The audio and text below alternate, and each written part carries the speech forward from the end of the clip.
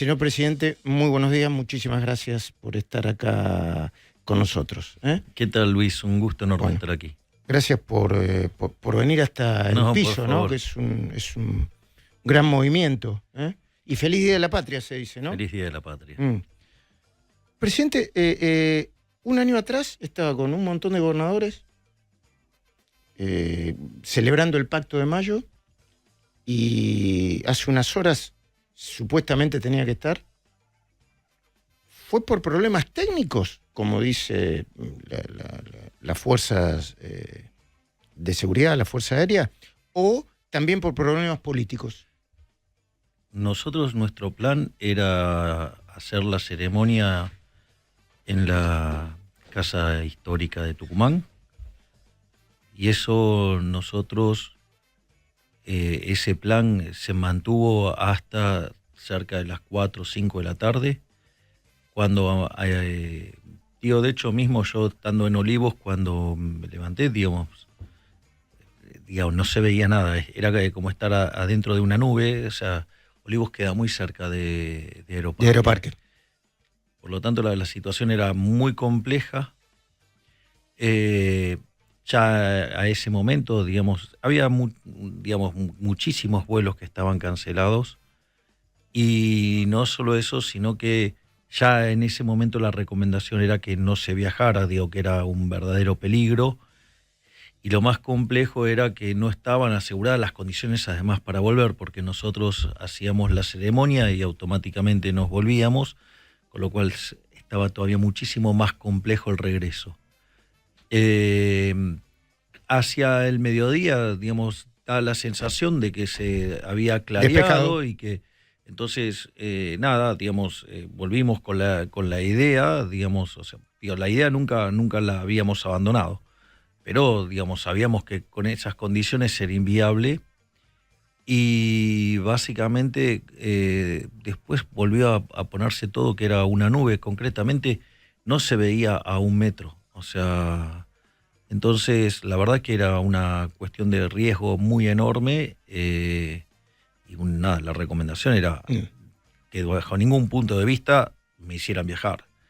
Después el resto de las especulaciones que quieran hacer verdaderamente me tiene sin cuidado, porque digamos mi intención era viajar, porque de hecho lo estiramos hasta último momento y después se validó, porque después volvió a ponerse todo que era como que estábamos adentro de una nube.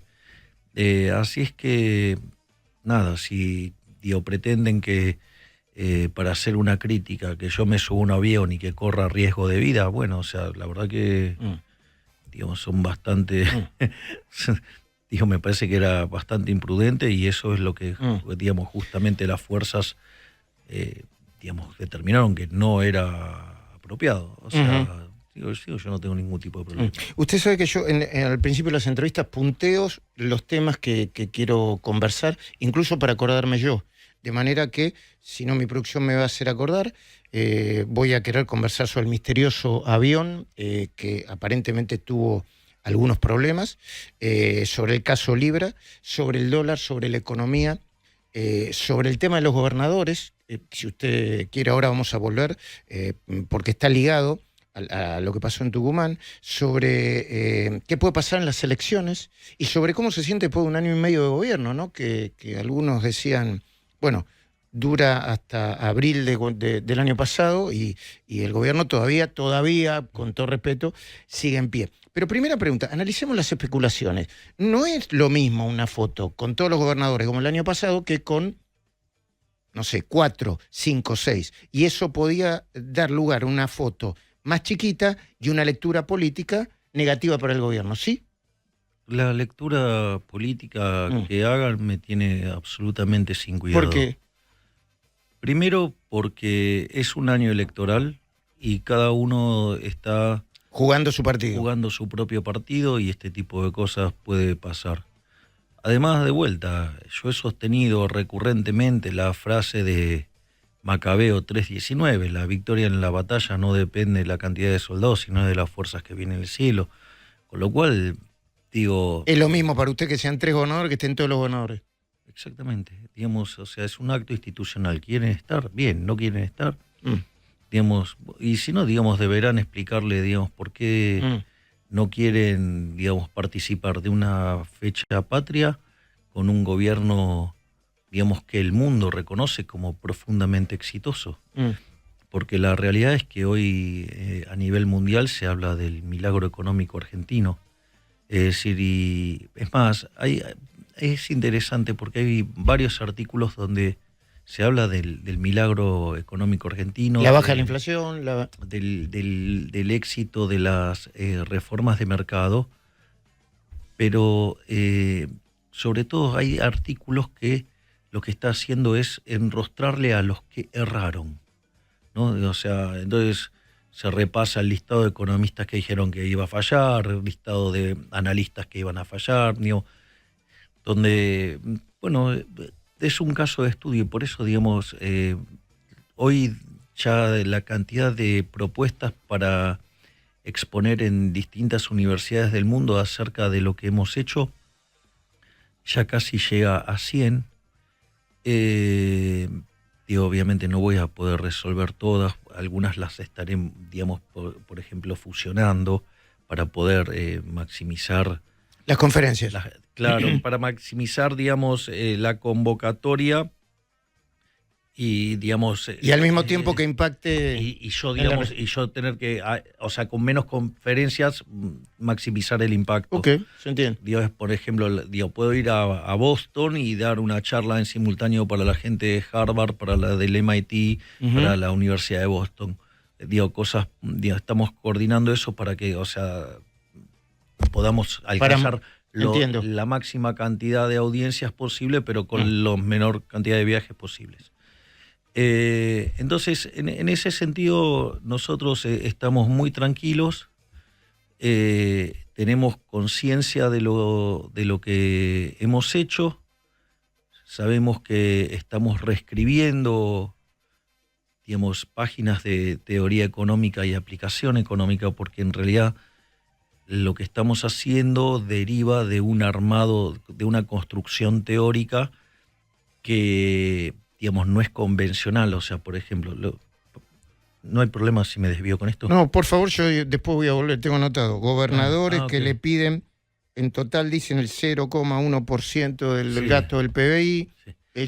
Yo lo sigo anotando. Entonces, el avión, no me voy a olvidar, no me voy a desviar. Entonces en este contexto, nosotros, por ejemplo, ahora con Federico Sturzenegger estamos escribiendo un libro, ¿sí? En nuestros ratos libres, supongamos, sobre directamente lo que sería un economics, o sea, el libro 1 de economía, y donde ahí nosotros mostramos cómo es el enfoque con el que nosotros trabajamos, y eso va a ser muy interesante porque es una revolución respecto a lo que es el manual convencional de Economía 1, o sea, sí, el introductorio. Entiendo, porque va a tener, yo no soy economista, pero como soy periodista entiendo que va a tener nuevas teorías sobre el ajuste en la motosierra, el tipo de ajuste, el claro, impacto, bueno. Claro, porque hay algo que es interesante. Perdón, es una digresión técnica, pero me parece valioso a los después se lo descuento del tiempo que me limitaron. No, bueno, después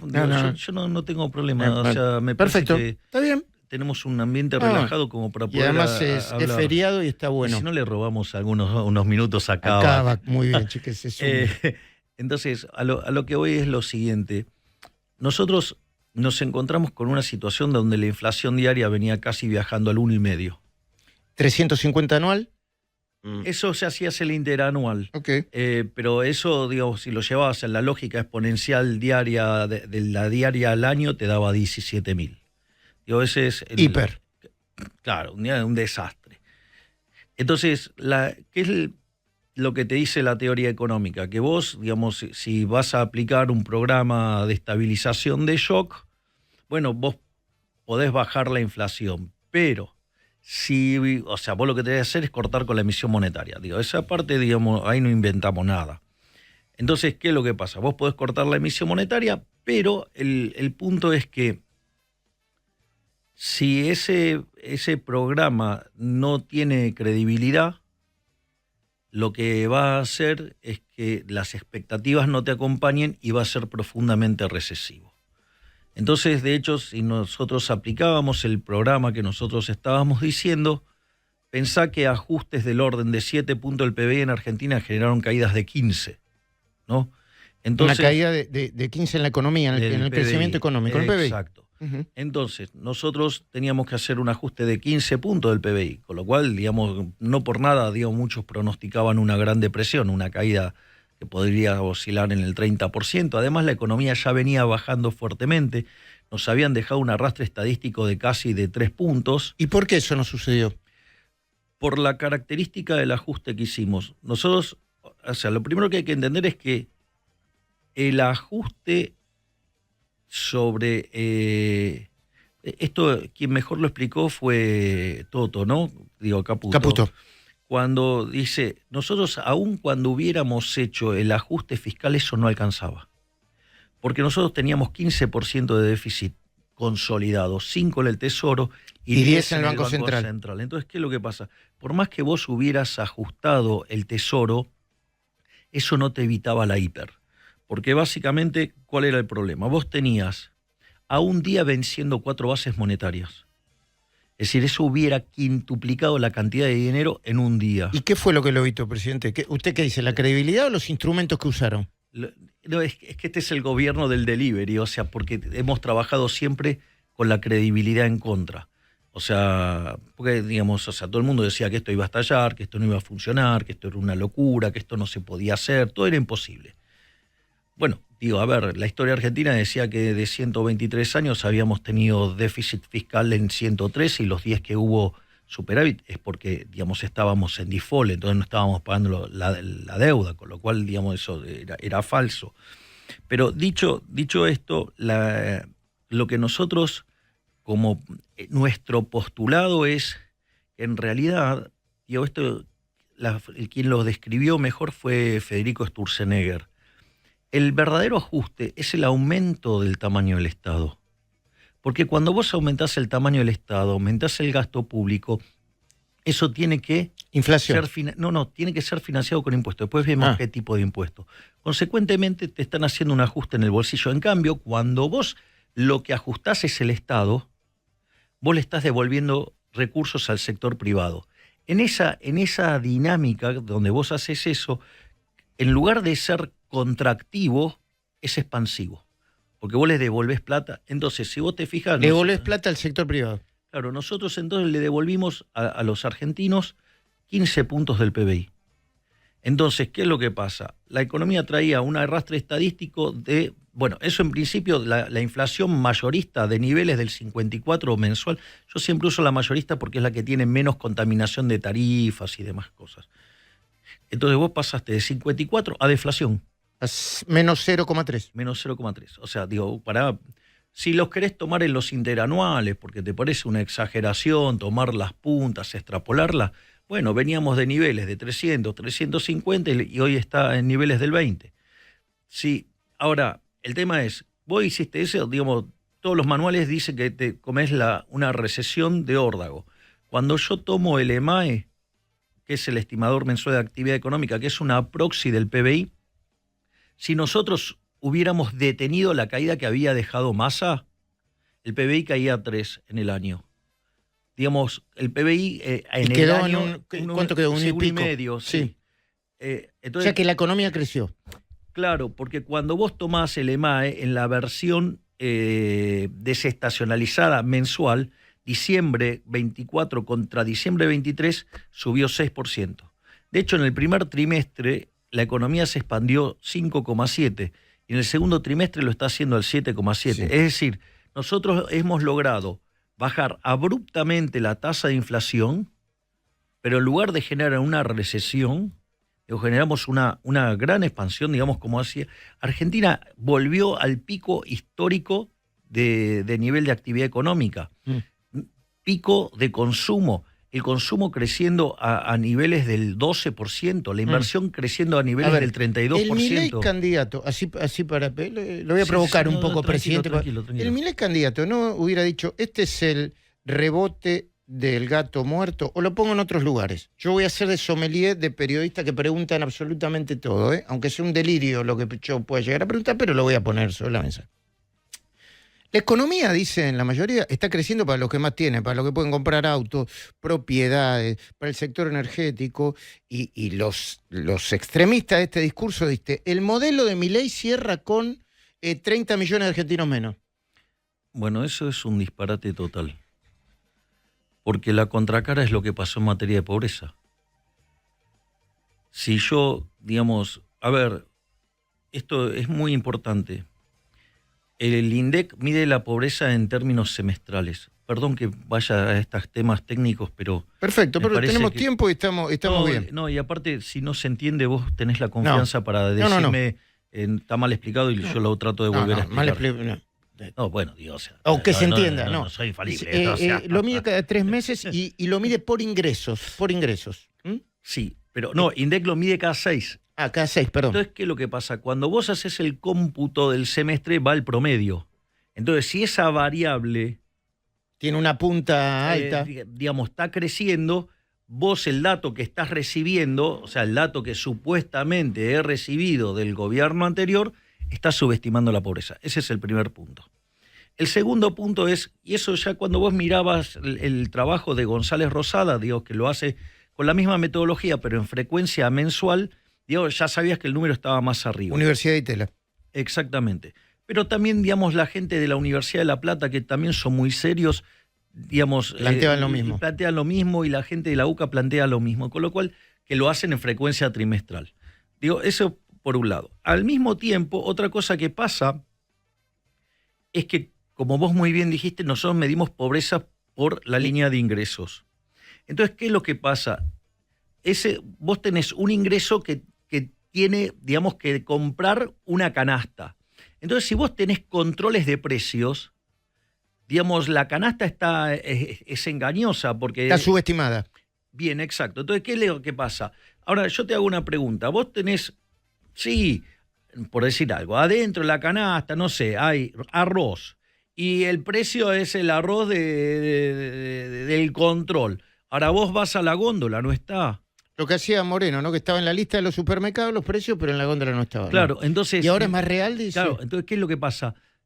Vos estabas subestimando la pobreza porque vos tenías ese precio, pero en la góndola no estaba y lo tenías que ir a comprar a otro espacio y eso, con lo cual la verdadera riqueza... Lo que dice el presidente es que aún con la pobreza subestimada, sin subestimar, porque ahora no hay control de precios, está bajando la cantidad de pobres. Claro, Hay, creo que 10 millones de pobres menos. 11. 11 millones de pobres menos. Exacto. Sobre una población económicamente... sobre 46, 47 millones. Entre 46 y 47 millones. Pero esto es lo interesante, Luis, porque entonces cuando se produce el sinceramiento de la pobreza se va a 57. El primer número. Claro. Y eso hoy está en 32. O sea, bajamos 25 puntos la pobreza. O sea, sacamos de la pobreza a 11 millones de personas. O sea, no es cierto que... Entiendo. El modelo excluye. El modelo incluye un montón. Es más, yo, digamos, y esto tiene... El programa, por eso tiene tanto consenso en los sectores vulnerables. Y por eso está tan asustado el peronismo y, digamos, porque hasta le podríamos llegar, estamos disputándole cara a cara en la provincia de Buenos Aires. Vamos a hablar de eso también, otra cosa que anoto. La alianza se termina de confirmar, o como se llame, ¿no? El acuerdo. Sí, el acuerdo, Dios, está... ¿Ya está listo? Sí, está cerrado, sí. Entonces... El acuerdo está cerrado, Graf, chicos, porque después tenemos que seguir hablando de otra cosa, perdón. Entonces, ¿cuál es el punto? Cuando vos mirás, hay muchas medidas, si vos querés, que podrían ser catalogadas como pro-pobre. Digo, una es la baja de la inflación. Digamos, la inflación es un impuesto recontra regresivo, golpea con más fuerza a los que menos tienen. Vos bajaste la inflación, vos estás favoreciendo a los más vulnerables, eso no tengas duda. El segundo punto es la política de contención social que desarrolló Sandra. Asignación universal por hijo y tarjeta alimentaria. Tarjeta alimentaria. Entonces, digamos, y eso tuvo dos dimensiones. Una es correr a patadas en el culo a los gerentes de la pobreza. Digo, perdón que use un término fuerte, pero, ¿qué quiere que te diga? Esos tipos son unos hijos de puta. Van y le robaban el morfia a los más vulnerables. Déjame hinchar las pelotas. Digo, no admito, digamos, otro tipo de palabras para definir a esos hijos de puta. Sí, porque el tipo que agarra, lucra y roba a los vulnerables, che, basta. O sea, y los extorsiona. O sea, es una persona que está en situación de vulnerabilidad y estos tipos vienen y abusan de ellos. Digo, con lo cual, son pestilentes. Sí, no me quiero ir de tema, pero ahí hay una justicia con dos velocidades. Una que le da fuerte a Beliboni, de acuerdo, y otra que a Pérsico y a Grabois no lo toca. En el gobierno nadie protege a eso, ¿o sí? A ver, Luis. ¿No hay una protección del gobierno para Grabois y Pérsico? Luis, históricamente, mi posición, ¿cuál ha sido con la justicia? Que actúe independientemente. Y eso se vio a lo largo de todo el año. Es más, me han operado de pactos y demás estupideces y todo el tiempo quedaron en offside porque Cristina está presa, dice. Claro. No hubo pacto porque Cristina está presa. Claro, pero porque justamente yo no interfiero con la justicia. Yo no me meto con la justicia. Que la justicia haga lo que quiera. Digo, me puede gustar, no me puede gustar, lo que carajo fuera. Pero yo no me meto. Yo le voy a dar algunos tips. Vio que cuando menciona a mis ministros, después termino pidiéndole perdón a Mario Lugones y a Mariano Cunio Libarona. ¿Por qué no los menciona? Claro. O porque los menciona menos. Claro, y es porque yo lo expliqué, porque soy un ignorante en la materia. En la materia de salud y justicia. Derecho. Entonces, ¿qué es lo que pasa? Entonces, en derecho lo único que conozco son los temas vinculados a la economía. Después no conozco más nada. Entonces, ¿qué es lo que pasa? En ese contexto, o sea, es un tema del que no entiendo, no me gusta y no me interesa. Entiendo. Y filosóficamente yo no tengo por qué meterme acá. ¿Sí? Ese es el contexto. O sea, con lo cual, digo, yo no puedo hacerme cargo de lo que esté pasando en la justicia. Entiendo. Abrimos mucha ventana. Comienzo por la ventana de economía. Terminemos con el tema de los pobres. Entonces, 11 millones y medio de pobres. Pero entonces, menos. Porque nosotros, además, con lo cual, eso sin un solo peso extra les duplicó los ingresos a los sectores vulnerables. Y además, en términos reales, lo duplicamos. Con lo cual, o sea, la contención que se le dio a los sectores vulnerables fue enorme. Pero no solo eso, sino que además hay una política muy pro pobre y que la gente no la entiende. ¿Sabe cuál es? Es el tema de la lucha contra la inseguridad. Porque, digamos, las personas que están más acomodadas tienen seguridad privada, viven en un country, digamos, pueden protegerse. Pero eso vaya a decírselo a los vecinos de la provincia de Buenos Aires, que tienen un problema gravísimo. Y que es el principal distrito del país. Y bueno, está bien, pero el señor Kichilov, o sea, adhiere a todas las hipótesis estúpidas de Zaffaroni y pone a la víctima en el lugar del victimario y viceversa. Bueno, eso ya sabemos que no funciona y ha convertido a la provincia en un baño de sangre. Y además está muy concentrado, o sea, porque después lo distribuye entre todos los habitantes de la provincia de Buenos Aires y lo distribuye de distinta manera. Pero en realidad, claro, sí, pero después, cuando uno mira dónde está concentrado, es lo que la doctora Ulrich llama el mapa del delito, el 90-10, o sea, el 90% de los crímenes ocurren en el 10% del territorio. Entonces, la realidad es que es un inútil y donde más se nota es en la provincia de Buenos Aires y en los lugares donde, digamos, o sea, está más arraigada esa visión pro delincuentes que tiene Kichilov. 10 de la mañana, 26 minutos, 14 grados 5 la temperatura. Le digo por si algún distraído cree que está grabada o está hecha en la luna o es un reportaje intergaláctico a través de la inteligencia artificial. Cierro el paréntesis. No me quiero olvidar de los gobernadores. No, por eso. No, yo te contesto todo, yo no tengo problema. Entonces, a lo que voy es, y esos elementos son los que han hecho bajar fuertemente la pobreza.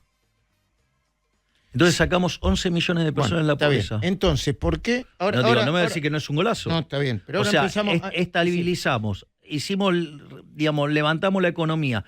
Tenemos en picos históricos de actividad y tenemos en picos históricos de consumo. Tenemos el nivel de PBI per cápita más en dólares más alto desde el 2004. Pero el consumo, está bien. Pero ahora yo hago el consumo en bienes durables, argentinos que se viajan al exterior, cosa que no me parece mal, autos.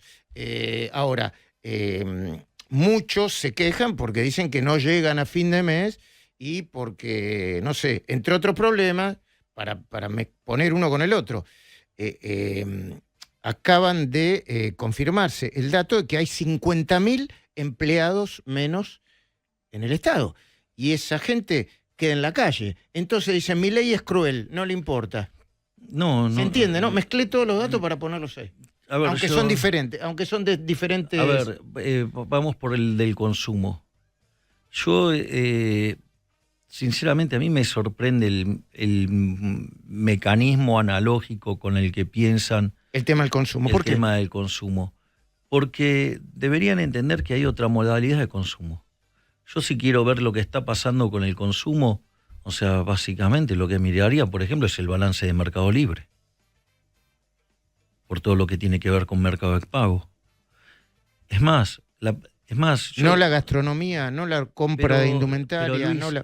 Luis, a ver, si a vos el PBI te está creciendo 6%, ¿cómo se te ocurre que el consumo va a estar cayendo? De hecho, el consumo subió 12%. Bueno, a ver, perdón mi ignorancia. ¿Y no puede ser que crece porque estuvo muy bajo y es una especie de... Yo la primera vez que escuché el efecto del gato muerto se lo escuché a usted, por eso digo el efecto de rebote. Pero obviamente, digamos, o sea, ahora el punto es a donde vos estabas ¿Y dónde? es a dónde hubieras sido y a dónde estás yendo. Entiendo. Usted lo que me dice es sea, que antes discutíamos la pobreza, casi la hiper, y ahora discutimos la calidad del crédito hipotecario, por ejemplo. Que dicho sea de paso subió y mucho en... Bueno, pero a lo que voy es lo siguiente. A ver, es obvio que la primera etapa es lo que se llama, digo, la recuperación, o sea, se llama recuperación cíclica. Ahora, tal como estaban planteadas las cosas, nos íbamos a ir a los caños, digo, íbamos a terminar con una hiperinflación como la que tuvo Venezuela, con 90 y pico % de pobres y con el PBI destruyéndose. Okay. Nosotros logramos revertir eso y ahora estamos en los máximos históricos. Bueno, ahora hay que ir a buscar el crecimiento económico, que es para lo que trabajamos nosotros recurrentemente. Ok, gobernadores, no me olvido, gobernadores. Sí. El presidente no quiere escuchar. Nosotros queremos recibir parte del impuesto a los combustibles, porque nos corresponde. Queremos recibir los ATN, que no nos da, porque se lo guardan en una caja cerrada, porque son unos tacaños. Y todo lo que le proponemos nosotros apenas impacta en el 0,1 del PBI, y va a seguir teniendo el 1,6% del PBI de superávit. El presidente es un tacaño que no nos quiere dar la plata a los gobernadores porque se financia con nosotros, dicen incluso algunos gobernadores. Bueno, eso es falso. Qué bueno que lo pude decir todo junto, ¿no? Que se parece una cosa. Digo, es falso. Además, la recaudación a los gobernadores les viene creciendo entre el 7 y el 8% en términos reales. Es decir, están recibiendo un montón de recursos. Además, partieron de una situación de equilibrio, con lo cual no es que le están faltando recursos, le están recibiendo más recursos. ¿Pero por qué no le da eso que piden? Porque ¿No corresponde? No corresponde. O sea, lo que pasa es que los recursos, digo, no sé, digamos, están desbocados por querer... En realidad, digamos, si partieron de una situación de equilibrio. Además, la recaudación está creciendo 8% en términos reales, según la medición. ¿Qué IVA? ¿Qué está diciendo? Bueno, IVA. Por ejemplo. Eso digo, es lo que cuando usted habla de recaudación, el IVA es lo que muestra el impuesto. Por ejemplo, digo, sí, está creciendo entre el 8 y el 10%. Cuando vos mirás la recaudación nacional, crece 2% en términos reales, pero lo que tiene que contar es que sacamos un montón de impuestos en el medio. Okay. Entre ellos, por ejemplo, el impuesto país. Entonces, cuando vos corregís por todo eso, la recaudación está creciendo entre el 8 y el 10% real. ¿Y entonces por qué piden? ¿Están locos? No, quieren destruir al gobierno nacional. ¿Todos? Sí, obvio, claro. Porque en el fondo lo que prueba lo que nosotros estamos haciendo es que lo que se hizo en la economía argentina durante los últimos 100 años está mal. Y que todo eso era malísimo para los argentinos de bien, pero era un negocio enorme para el partido del Estado. Independientemente del color político que tenga, son todo el partido del Estado.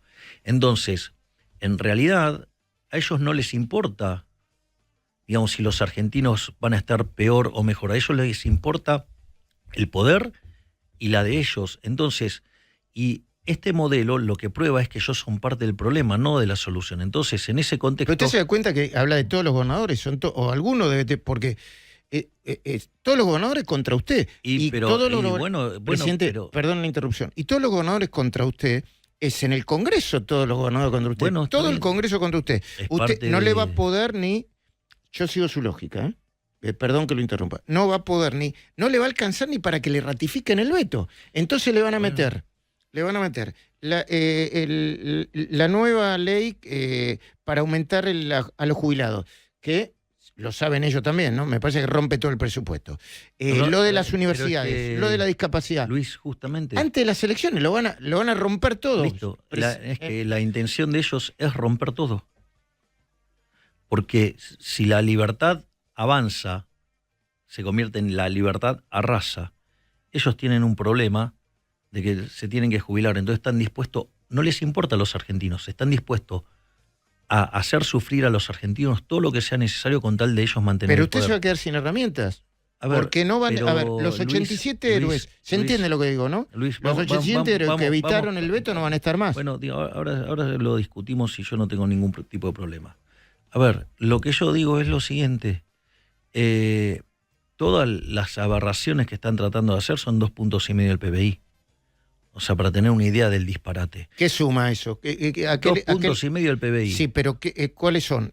Sistema previsional, todo discapacidad. todo lo que están mandando todo lo que se ahora, discute hoy. en este momento, todo ese paquetazo que están mandando, digo, todo eso son 2,5 puntos del PBI. Está claro que lo que están buscando es destruir. ¿Por qué? Porque partieron de equilibrio y la recaudación les crece entre el 8 y el 10% real. No solo eso, hay una perversión enorme por parte de algunos gobernadores, y es que así como nosotros bajamos impuestos, ellos los suben. Por ejemplo, ingreso bruto. Por ejemplo, ingresos brutos, claro.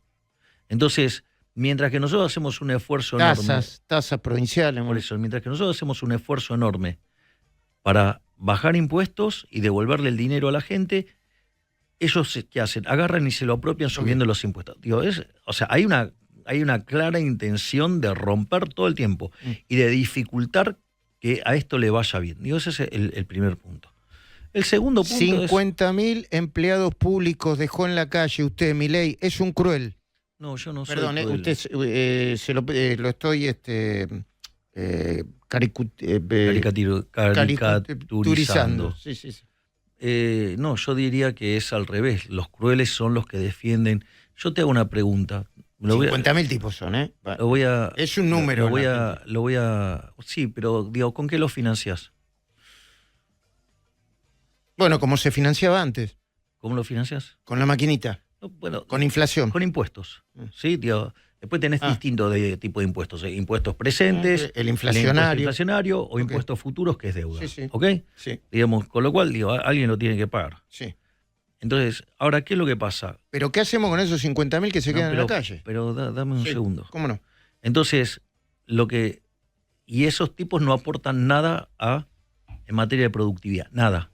Es más, casi que te diría que empantanan, empeoran el funcionamiento mismo del propio Estado. ¿Todos? Sí, y por eso fueron desplazados. Entonces, ¿qué es lo que ocurre, Luis? Ahora, vos eso lo traducís después en rebaja de impuestos, y eso hace que la gente tenga más plata, consume en otros lados y genera puestos de trabajo en otros lados, que además son productivos. Entonces dejan de ser parásitos para convertirse en productivos. Ese es el primer punto. Ahora yo te ¿Alguno de esos 50.000? Claro, pero digo, lo que hay que... Perdón, presidente, pero porque en Argentina... lo que hay que tener en cuenta es que esto está bancado con impuestos, y los impuestos son un robo. Entonces yo ahora lo hago en estos términos. Porque a mí me pasó una vez en un programa televisivo. No, bueno, pero va a dejar gente sin trabajo. La pregunta es, si yo, agarro una organización criminal de delincuentes, de chorros, ¿sí? Y agarro y la rompo. Digo, ¿a usted le parece razonable el argumento? Ah, no, pero esos chorros se van a quedar sin trabajo. Lo que pasa es que de esos 50.000 personas es una enormidad decir que son todos chorros. Yo no dije yo no estoy diciendo que sean todos chorros. Está hablando de una organización delictiva que parte ¿y si el Estado qué es? ¿Es una organización criminal? Sí, es la organización criminal más grande de toda la economía. Legalizada, digamos. Claro, exacto. Pero digo, que sea legal no quiere decir que sea legítimo. Entiendo. Por eso nosotros bajamos permanentemente en achicar el tamaño del Estado. Nosotros achicamos el Estado 30%. Fíjate esto, porque esto es interesante. Cuando vos mirás las historias de los ajustes ajustes como los que nosotros hicimos desde la década del 40 para acá, No existe. hay 24 casos. Ah, sí.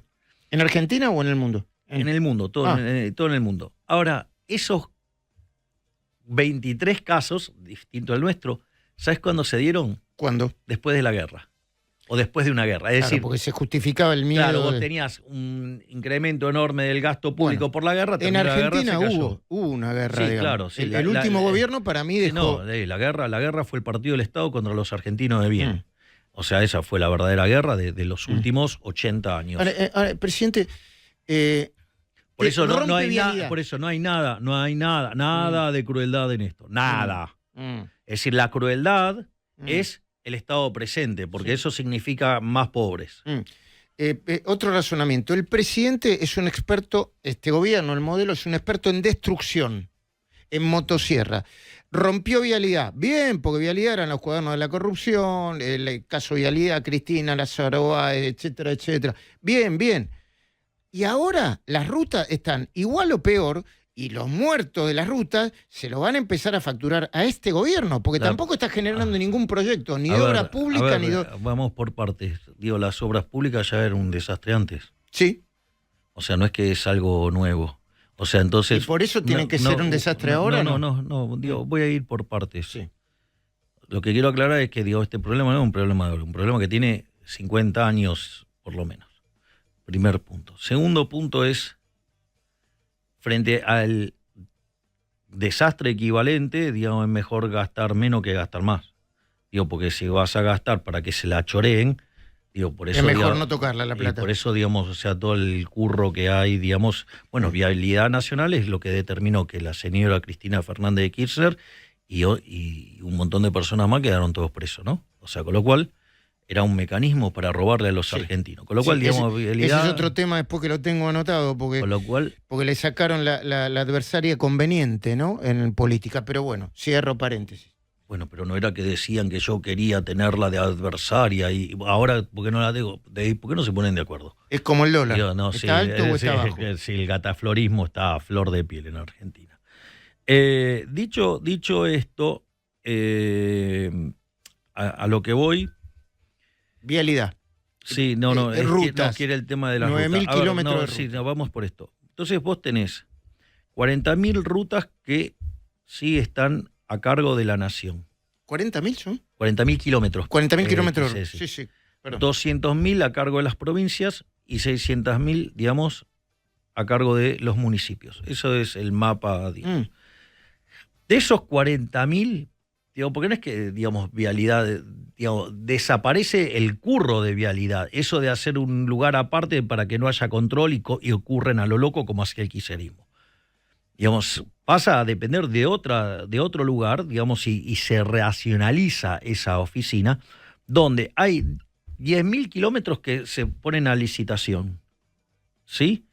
Y que van a ser entregados al sector privado. Los nacionales. Las rutas nacionales se ponen... las troncales. Las troncales. Las nacionales que conectan con... Que son las más... que además son las que son rentables. Ok, ¿y se llama licitación como antes, digamos? Sí, se licita. ¿Con el mismo mecanismo o con el PPP? O con... Digamos, vos podés buscar distintas formas de hacer el mecanismo, o sea... se pueden presentar los mismos, incluso los que están dentro de los cuadernos de la corrupción. Bueno, digamos, deberán hacer un buen trabajo y la diferencia es que lo podemos sancionar. Y auditar. Okay. Entonces, ahí, digamos, básicamente... Entonces vuelve la obra pública, pero... no, pero sí. Pero no es obra pública, son obras de infraestructura que las hace el sector privado. ¿Vos fuiste alguna vez a Chile? Sí. ¿Vos viste lo que son las rutas en Chile? Sí. Las hace el sector privado. Sí, pero dicen que Chile es una franjita y que va todo así. La Argentina excusa tienen siempre. O sea, que dice que primero tiene que poner la tarasca al sector privado y que después se le va devolviendo. Sí, te cuento como el sistema, digamos, o sea, se llama BOT, que quiere decir Building, Operating and Transfer, o sea, construir, operar y transferir.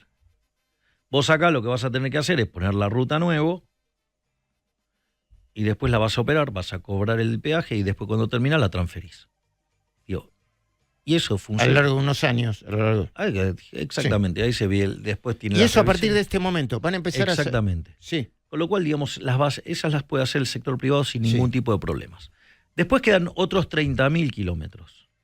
Esos 30.000 kilómetros, digamos, no son, digamos, rentables, por decirlo de alguna manera, al menos en estas circunstancias. Consecuentemente, lo que nosotros vamos a hacer es tercerizarlas. Es decir, vos agarrás y te presentás y vos decís que por determinada cantidad de plata vos te ocupás de poner esa ruta en condiciones y que funcione. Y la plata te la determino yo. Si te pasa de esto, sonaste. Se hace una licitación. Claro. Vos la podés hacer por 4 pesos, sí, hacela. Y claro, si no la hace, como es la Saroba, como hizo... Y bueno, digamos, tendrá las penalidades correspondientes. Pero eso es un problema del negocio, digamos, como lo hace... Y esto va a ser a partir de ahora. En algunos lugares, por ejemplo, en otros países, cuando se cae el que hizo la primera oferta, pasa a operarlo el que hizo la segunda oferta y con el precio que puso y, bueno, funciona así. Eso a partir de ahora. Sí, exactamente. Con lo cual, rutas va a haber. El problema, ¿sabes cuál es el problema, Luis? Que hay algunos bienes que son muy importantes, muy esenciales, y que la gente está acostumbrada a pensar que eso lo tiene que hacer el Estado, porque son importantes. Y en realidad, cuanto más importantes son, más chances, digamos, o sea, es que lo haga el sector privado. No, es cierto. Lo que pasa es que con las rutas hay, perdón, presidente, yo le digo a mi mirada, con la ruta hay un tema de que, bueno, la responsabilidad finalmente recae en el Estado. Si hay rutas a ver, los países serios y que con la organización, con una organización económica sana, tiene rutas bárbaras. Bueno, está bien, pero lo que estoy diciendo es lo siguiente. Usted tiene que construir un sistema de incentivo para que funcione. Si usted tiene un Estado, digamos, que la historia muestra además que es corrupto, que no resuelve, bueno, digamos, lo mejor es que usted lo tercerice. ¿Por qué? Porque el tipo, digamos, que está haciendo eso puede internalizar costos y beneficios del accionar. O sea, la peor forma de hacer un gasto es con el Estado. O sea, esto lo decía Friedman, vos tenés 4 formas de gastar. Podés gastar la tuya o la de otro, la podés gastar en vos o en otro. La mejor siempre es gastar la tuya en vos mismo, porque sabés el costo, sabés lo que te costó. Y te cuidás, y no dilapidás. Claro, lo que a vos te costó ganarla y vos sabés lo que querés y lo que vos querés. Digo, hay una forma que es súper ineficiente, digamos, que es gastar la tuya en otro. Ahí vas a tratar de minimizar el costo. Podés gastar la de otros en vos, y ahí, digamos, el despilfarro es total. Entonces, ¿cuál es la peor combinación? Gastarla de otros en otros. ¿Qué es lo que hace el Estado? Y entonces, por eso no existe el Estado eficiente, siempre funciona mal. Presidente, entonces, lo que estamos haciendo es que lo haga el sector privado. Entiendo. Quiero volver a esto. ¿Qué pasa si usted no tiene la fuerza para vetar el paquete de medidas que dicen que rompe el equilibrio económico? Nada. ¿Cómo nada? Nada. Le digo qué pasa. Mire que yo no sé economía. Sube el riesgo país, incertidumbre, el dólar se va a las nubes y empieza a ponerse en duda en todo. ¿Sabe lo que puede pasar? Dramático, ¿eh? Pasa lo que pasó en diciembre de 2017. Se ha vuelto a todo. No. La oposición demuestra que lo puede romper y que su programa económico es volátil, no va a durar. A ver, podría pasar, digo. Bueno, yo creo que no. Digo, nada de eso va a pasar. ¿Por qué? Digamos, a ver, porque lo primero que hay que tener en cuenta es la robustez del equilibrio macroeconómico que tiene Argentina. Es decir, todo lo que usted cuenta, digamos que el 2017 lo rompieron al gobierno de Macri, era porque tenía un déficit fiscal de casi 6 puntos del PBI y un déficit de cuenta corriente de 7 puntos del PBI. Entonces, o sea, la situación no era estructuralmente tan fuerte como eso. Era muy endeble macroeconómicamente. Okay. Era muy endeble macroeconómicamente. Nosotros, digamos, tenemos saneado el balance del Banco Central, nosotros tenemos básicamente equilibrio fiscal y por lo tanto, digamos, la forma en la cual nos pueden hacer daño. Pero si le mete 3 puntos el PBI, como me dijo usted. Bueno, pero ahora voy a discutir. Yo lo que voy a... Mientras tanto, ¿nos podemos hacer entrar al señor Horacio Cavax? Si usted no le claro, parece obvio, mal. por favor, ¿qué pasa? El grandote se enoja, se pudre todo. No, todo bien, todo bien. Sí, con usted, porque conmigo ya... 1 minuto y medio me dura. No, te pones a UPA mía y ahí le pegamos. Igual no llegamos. No. Horacio, buen día, ¿cómo va? Perdón, no quiero... ¿Qué haces, Horacio? No quiero interrumpir el... ¿Cómo andás? Qué placer verte. Por favor, no quiero interrumpir el razonamiento. Entonces, yo ahora lo que voy a demostrar... La situación es más... Lo que voy a demostrar es que no hay fundamento sólido para estar espantado. Entonces y lo voy a hacer por etapas. Primero, por la solidez de inicio de la macro. Vos tenías, porque en realidad vos con Macri tenías el déficit fiscal, que eran 6 puntos del PBI, y tenías 7 de déficit de cuenta corriente. Vos estabas muy expuesto al riesgo, digamos, de que el rollover se te acabara. Se cometen una serie de errores desde lo que es la conferencia de prensa del 28 de diciembre a, digamos, lo que después fue el impuesto a la renta financiera, Sí. y, digamos, y todo eso, derivó en una debacle. O sea, desde el punto de vista macroeconómico era frágil, por eso Claro, exactamente. fracasó. Exactamente, era un Ok. equilibrio muy frágil. Muy Ahora frágil. Ahora no. Ni siquiera cuando le metan 3 puntos del PBI en el gasto, Bueno, como usted me dijo. Bueno, ahora, entonces vamos a ver qué hacemos con eso. Lo primero que tenemos que ver es, uno, que lo trate el Senado. Primer punto. Supongamos que el Senado sí lo trata. Punto Ahí está 2. Victoria Villarroel, dicen bueno, no sé. Bueno, esperemos que hace. Esperemos que defienda a los porotos como corresponde. Victoria Villarroel, Sí. ¿duda usted? Los pingos se ven en la cancha. ¿Sí? Sí. El segundo punto es el siguiente. Supongamos que, digamos, no puede contener eso y efectivamente pasan y van y hay sesión. Bueno, habría que ver si, digamos, la oposición, que tiene cierta afinidad con el gobierno, está dispuesto a avalar un programa populista destinado única, pura y exclusivamente a romper el equilibrio macroeconómico para dañar a los argentinos con tal de retomar el poder. Bueno, pongámosle que la tiene, porque está en etapa electoral. Pongámosle que se alía con el kirchnerismo, algunos dirigentes del PRO, del radicalismo, supongamos todo eso, porque es posible, digo yo. De vuelta. Yo lo que estoy diciendo es, lo que estoy haciendo es la concatenación de situaciones. Yo lo que voy a demostrar acá, que esto no va a pasar nada. ¿No va a pasar nada? Sí, ahora le voy a explicar. A ver, le voy expoliando la respuesta. Todo lo que puedan hacer de daño va a tener un impacto transitorio.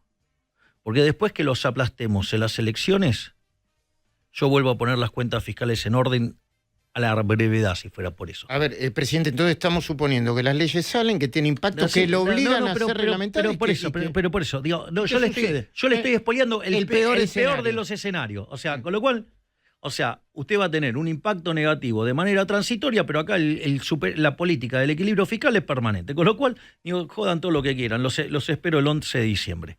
Digo, se acabó. Digo, no importa nada. O sea, con lo cual, va a ser solamente un efecto negativo transitorio. Y mientras tanto...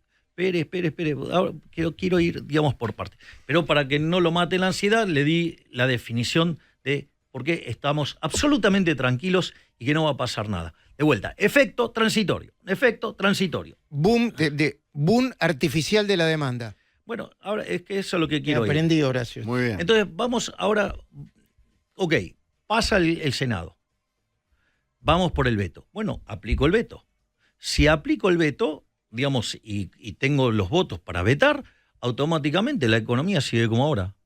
Sigue el riesgo país en estos niveles, la actividad se sigue expandiendo a este nivel. Y desde el punto de vista político es un dato positivo, porque el presidente tiene capacidad para vetar. Sí, digamos, de vuelta.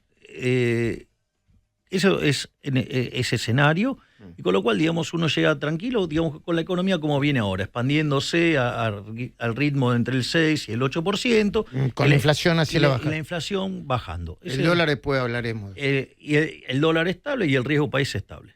Digo, ese es el primer escenario. Ahora, supongamos lo siguiente. Usted veta y le rechazan el veto. Me rechazan el veto. Bueno, eso yo lo voy a judicializar. Por lo tanto, su efecto no va a ser inmediato.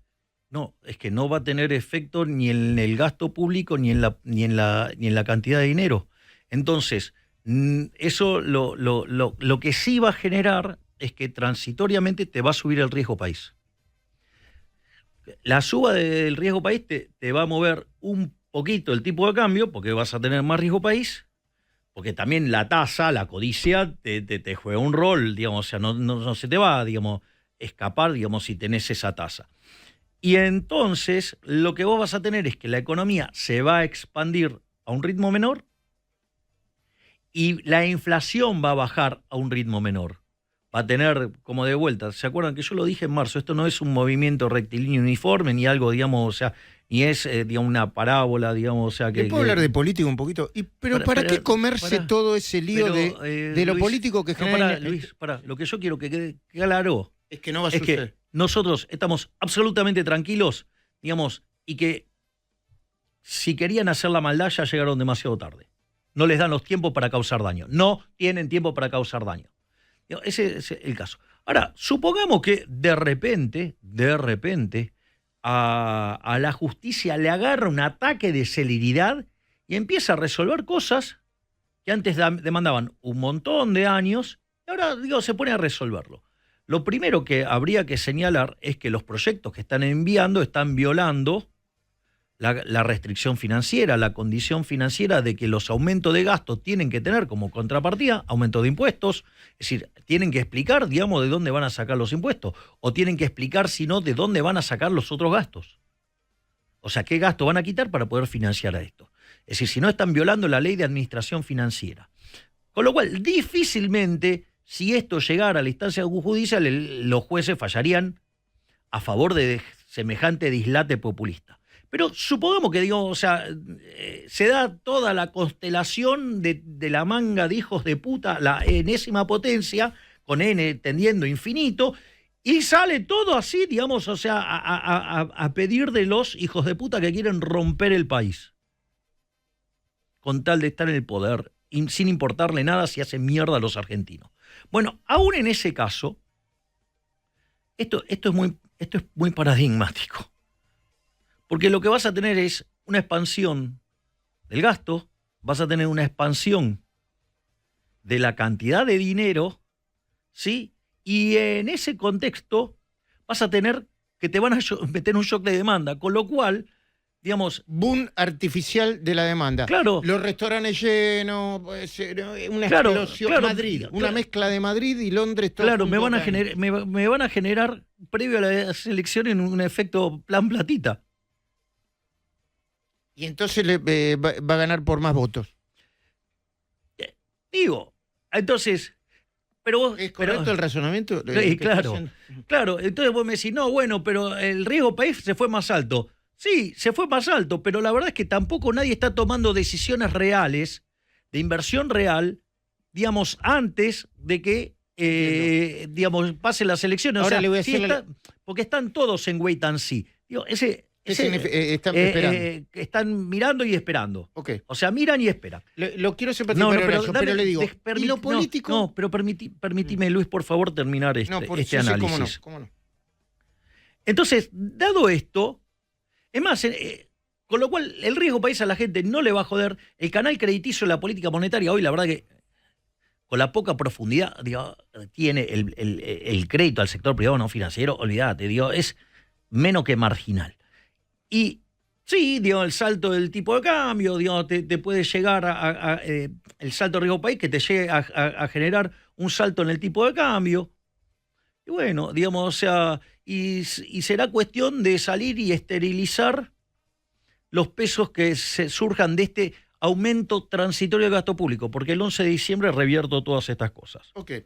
Pero lo que quiero decir es, si querían hacer una maldad, ya es muy tarde y no tienen forma de generar daño. Es decir, la macro está tan sólida y tienen tan poco tiempo que no van a poder causar daño, aún en el peor de los mundos donde, senadores, Villarruel no logra parar a los senadores. Los senadores votan populistamente. Los diputados no alcanzan el veto se cae. La justicia, inusitadamente falla rápido y en contra de la ley. Y todo eso, y si se manifiesta toda esa suma de todos los males, ¿qué pasa? Nada. Bueno, porque ahí va a haber un efecto plan platita, claro, que además el 11 de diciembre lo revierto. Bueno, ahora le quiero hablar yo, pero yo le digo, y yo le hago una lectura diferente. La o sea, política se pero vos vuelve... te das cuenta, ¿no? No, Digamos, sí, o sea está bien. que Esto es una las lectura... ventajas... El plan que tienen de peor daño terminaría siendo beneficioso para usted. Esa es la lectura que usted hace. Exactamente. Bueno, y yo le voy a hacer la lectura negativa. Hay tanto ruido, hay tanto quilombo en la calle, en diputados, en el Parlamento, con el dólar, que sube, que es volátil, que es sensible a los argentinos. Hay tanto quilombo que dice, si yo pensé que Milei podía, pero no podía. Le generan, en términos políticos, un 11 de diciembre y un 14 toneladas de piedra de acá a diciembre. Se lo planteo así. Entonces le digo, el planteo de los acuerdistas, dale, presidente, acuerde algo, dele algo a los gobernadores, dele algo, dele, presidente, no sea tan tacaño. Sí, a ver, si el un poco de consenso, se entiende, ¿no? Si el problema es la violencia en las calles, yo les recuerdo que cuando nosotros asumimos había 8.000 piquetes por año, no hay más. Listo. O sea, el orden, la ley y el orden se cumple. El dólar, que dicho sea de paso, estuvo subiendo en julio, fuerte. Sí, está 10% abajo de lo que estaba hace un año, nominalmente, a pesar de la inflación corrida. De vuelta, digamos, el dólar flota en la banda, ¿cuál es el problema? Pero no lo saca el colchón la gente y lo pone. Yo estoy haciendo de malo hoy. Porque están esperando octubre. Octubre, esa es la realidad. O sea, el riesgo país en Argentina es la bosta de la casta política. O sea, esa es la realidad.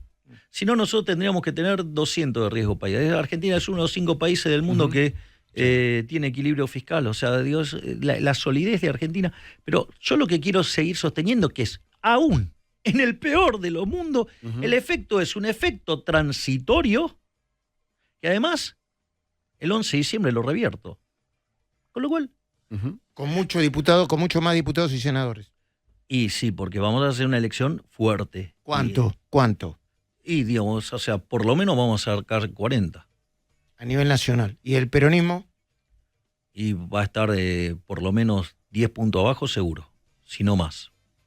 Presidente, yo estaba al aire cuando empezó esta entrevista, así que tengo miedo de preguntarle algo que ya hayan tratado. Te vimos por la tele. ¿Qué tanta preocupación le genera a la gestión diaria una situación como YPF?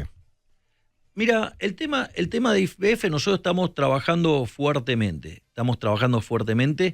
Hay, yo diría, 2 partes en la cuestión analítica. Una es hacer pelotudeces no sale gratis. Es decir, Argentina, digamos... No se entendió bien eso. O sea, Argentina está, digamos, metido en todo este quilombo por culpa del inútil de Kicillof, cosas que hizo avalado, digamos, bajo el ala de la señora Cristina Fernández de Kirchner. O sea, esto es un daño, esta situación, digamos, que estamos viviendo es consecuencia, digamos, de un inútil amparado por una ignorante. ¿Ok? Sí. Digamos, donde las frases que dijo son las que básicamente... como la jueza Presca para hacer esto. Ahora, dicho esto, el punto es que el fallo de la jueza Presca no tiene aplicación en Argentina porque violenta la ley argentina. Entonces no puede hacer esa ejecución. Y para hacerla debería haber una ley del Congreso que implica 2/3, con lo cual, digamos, no va a ocurrir. Además, las acciones están en caja de valores, o sea, no va a ocurrir. Usted no puede tomar esas acciones y dárselas a la jueza. Exacto. Y además, por las suyas. hay otra cosa que, así como he probado en los hechos que yo no interfiero en la justicia, tampoco interfiero en las empresas. Si ustedes se fijan, lo cuenta el propio Marín. O sea, él consiguió el trabajo como presidente de YPF y no me conocía. Es cierto eso, ¿no? Y yo, digamos, no interfiero. Igualmente usted valora el trabajo de Marín, ¿no? Pero, Luis, ¿cómo no voy a valorar el trabajo de Marín si está haciendo un trabajo impresionante? Pero lo que quiero decir es, yo no interfiero. Digamos, la regla que se le presentó a Marín es, tiene que crear valor. O sea, pero ni siquiera interactuó conmigo. Yo dije, lo único que me importa es que las empresas creen valor. Digo, ejemplo, Aerolíneas. Después de 18 años, Aerolíneas Argentina genera ganancia. Es decir, entonces... Igual la va a vender, no la va a privatizar. Está bien, pero es eso. ¿Lo va a privatizar? Para mí todo lo que pueda estar en manos del sector privado es privatizable. Así que, pero a lo que voy es algo más interesante. No como otros que solo querían hacerlas eficientes. La diferencia, eso es la diferencia que dice el ministro Luis Caputo que había en el gobierno de Macri y este gobierno. Pero eso, de hecho, también lo plantea el propio Federico Sturzenegger. Dice, lo que cambió con este gobierno es la pregunta. Antes vos se preguntaban, bueno, está esto, ¿cómo lo hacemos eficiente? Hoy la pregunta es, ¿esto tiene que estar en la mano del Estado? Digo, porque si no tiene que estar en la mano del Estado, ¿qué carajo me tengo que ocupar de hacer eficiente? Me lo tengo que sacar de encima y listo. Digo, se acabó. Conceptualmente es totalmente distinto. Entonces, nosotros vamos a pelear el tema de YPF hasta las últimas consecuencias y vamos a hacer todo por preservar el patrimonio. Y además, hay algo que queda claro, o sea, yo no interfiero con YPF. O sea, no tengo ningún tipo de interferencia. Digo, no se mete. Fui a visitar Vaca Muerta, pero como voy a visitar a otras empresas y que, digamos, me parece algo interesante para aprender. Pero entiendo. Presidente Horacio, hay muchas preguntas que todavía no hicimos, pero yo no quiero dejar de hacer algunas. Por si algún sommelier de entrevistas a los presidentes en general, yo he entrevistado a todos los presidentes argentinos, menos Cristina siendo presidente, se le piensa que me pudo haber olvidado. ¿Qué pasa con ese avión misterioso de Escaturice, que se supone que es gente amiga suya, que es de una organización de derecha, que también tiene conexión con Trump, donde aparentemente había 10 bultos y nadie lo revisó, y la aduana no hizo lo que tenía que hacer, y hay 2 fiscales que están investigando? Yo no le voy a pedir que esté en el mínimo detalle, pero ¿qué tiene para decir sobre esto que está en los medios de comunicación y hay ahora una investigación en curso? A ver, en principio digo que yo tenga una foto con una determinada persona no me hace amigo. Está hablando de Lourdes, creo. No, de Escaturice. De Escaturice. No, tengo una foto con una chica que fue en CIPAC. Ah, sí, es Lourdes. Digo, Lourdes en realidad es una foto donde hay como 10 personas y está esa chica. Digo, primer punto, o sea, que vos tengas una foto con alguien no te hace amigo. Es decir, que después la política quiera conjeturar cosas a partir de... Bueno, digo, esa... ¿Y no es su amiga? No. ¿Y Escaturice tampoco? No. Pero conozco el nombre, ¿sí? Digo, no, pero si me lo paso no por acá, no sé ni quién es. O sea, conozco el nombre, no el primer punto. O sea, con lo cual, digamos,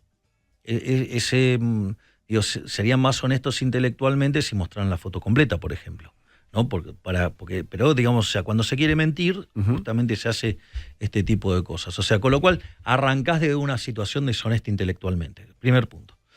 Segundo punto, y esto, por ejemplo, lo explicó hace unos cuantos días. Pasos. Exacto, Paso. El Arca, el titular del Arca. El titular de Arca. Básicamente, el criterio es, vos sos inocente hasta que se prueba lo contrario. Digo, esto es un tema no menor. En rigor, los controles en aduana son discrecionales. Son discrecionales y arbitrarios, los determina la gente de aduana. O sea, yo voy con una valija, cualquiera va con una valija. Si la aduana dice no pasé porque no hay tiempo para pasar, podés pasar por un canal. Pero acá lo que demostraría en las cámaras es que los hicieron pasar de manera deliberada por un canal alternativo. Mientras que todos pasan. A ver, digamos, los vuelos privados, o sea, digamos... Tienen una también, digamos, son controlados y tienen la misma lógica del control, pero, digamos, o sea, no es ningún problema, es algo, digamos, súper convencional. Cualquiera que, digamos, o sea, y eso, digamos, los periodistas, los empresarios, los esa políticos... discrecionalidad que tiene que ver del destino de dónde viene. No, tiene que ver con los criterios con los cuales maneja aduana. ¿De dónde viene el vuelo? ¿Cuántos son? No se monitorean el 100% de con lo los cual es una cuestión propia de aduana. Sí. Digamos, la discrecionalidad con la que hace eso. Ese es el primer punto. Con lo cual no es que... No se pidió nada de arriba. Exacto. No son las valijas Antonini y Wilson. O sea, es absolutamente discrecional, digamos, y por, digamos, arbitrario de... El personal de aduana, cuando decide qué pasa o no, digamos, o sea... Ok. ¿Es sospechoso o no es sospechoso? Actitudes, características del equipaje, de dónde pero viene. Que los investiguen, ¿no? Igual por las dudas. Pero quiero ir por partes. Con lo cual, digamos, o sea, no tiene nada de irregularidad, nada irregular que pasen valijas. O sea, digo, porque ex ante la gente es inocente hasta que demuestre lo contrario.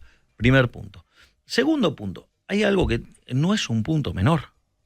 Ese equipaje venía de Estados Unidos.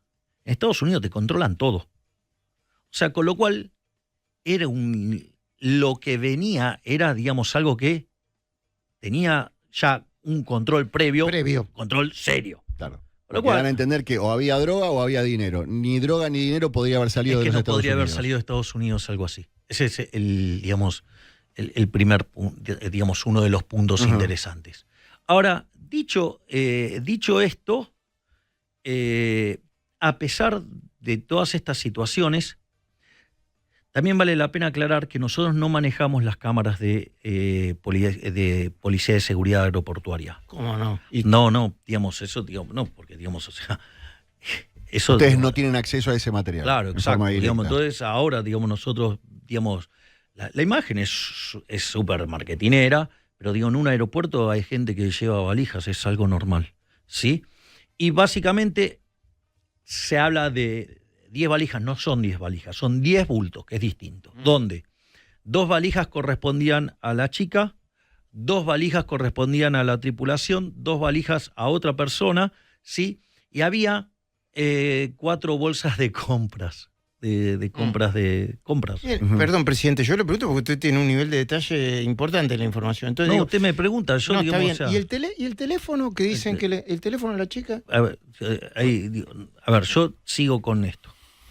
A pesar de esto, ¿qué es lo que hicimos nosotros? O sea, porque no hay ninguna irregularidad. O sea, buscar una irregularidad es un disparate. Por todas las cosas que estoy señalando. A pesar de eso, hicimos un sumario en aduana e iniciamos una causa penal. O sea, para que se investigue. Ah, ¿el propio gobierno? Sí, claro, obvio. No, digo, nosotros no podemos dar ni un milímetro de ventaja. Entonces, cualquier cosa que tenga un poquito de ruido, vamos y le caemos encima. O sea, porque nosotros estamos tranquilos en lo que hacemos. A ver, yo sé que en esto no debe tener responsabilidad el gobierno argentino, pero hay dudas, por ejemplo, sobre el teléfono de la chica que se lo pasó a alguien, y otra duda es, ¿de qué aeropuerto salió desde los Estados Unidos? Si salió de Fort Lauderdale o el otro era Opa-locka, creo que se llama, Perdón, mi ignorancia. Igual, digamos, eso, digamos, ¿qué te crees? ¿Que por eso, digamos, no sé de cuál salió? ¿Que no te van a controlar el equipaje? No, yo supongo que sí. Digamos, o sea, vas por todos escáneres.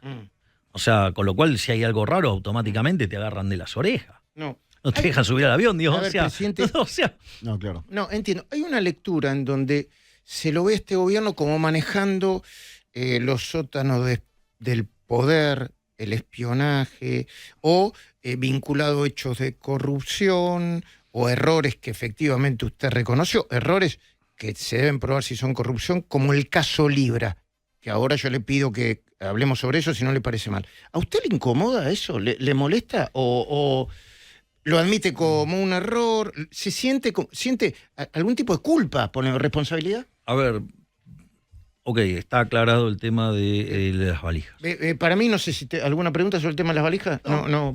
Perdón, quizá no tengo lo suficiente detalle. La última pregunta. ¿Esta investigación empieza cuando trascienden estas imágenes o es previa a los trascendidos de las imágenes? Cuando surgió la posibilidad de que podía haber algo sospechoso. Porque esto pasó en febrero. Bueno, pero cuando surgió que podía haber algo sospechoso, nosotros ya fuimos y le caímos encima. Directamente.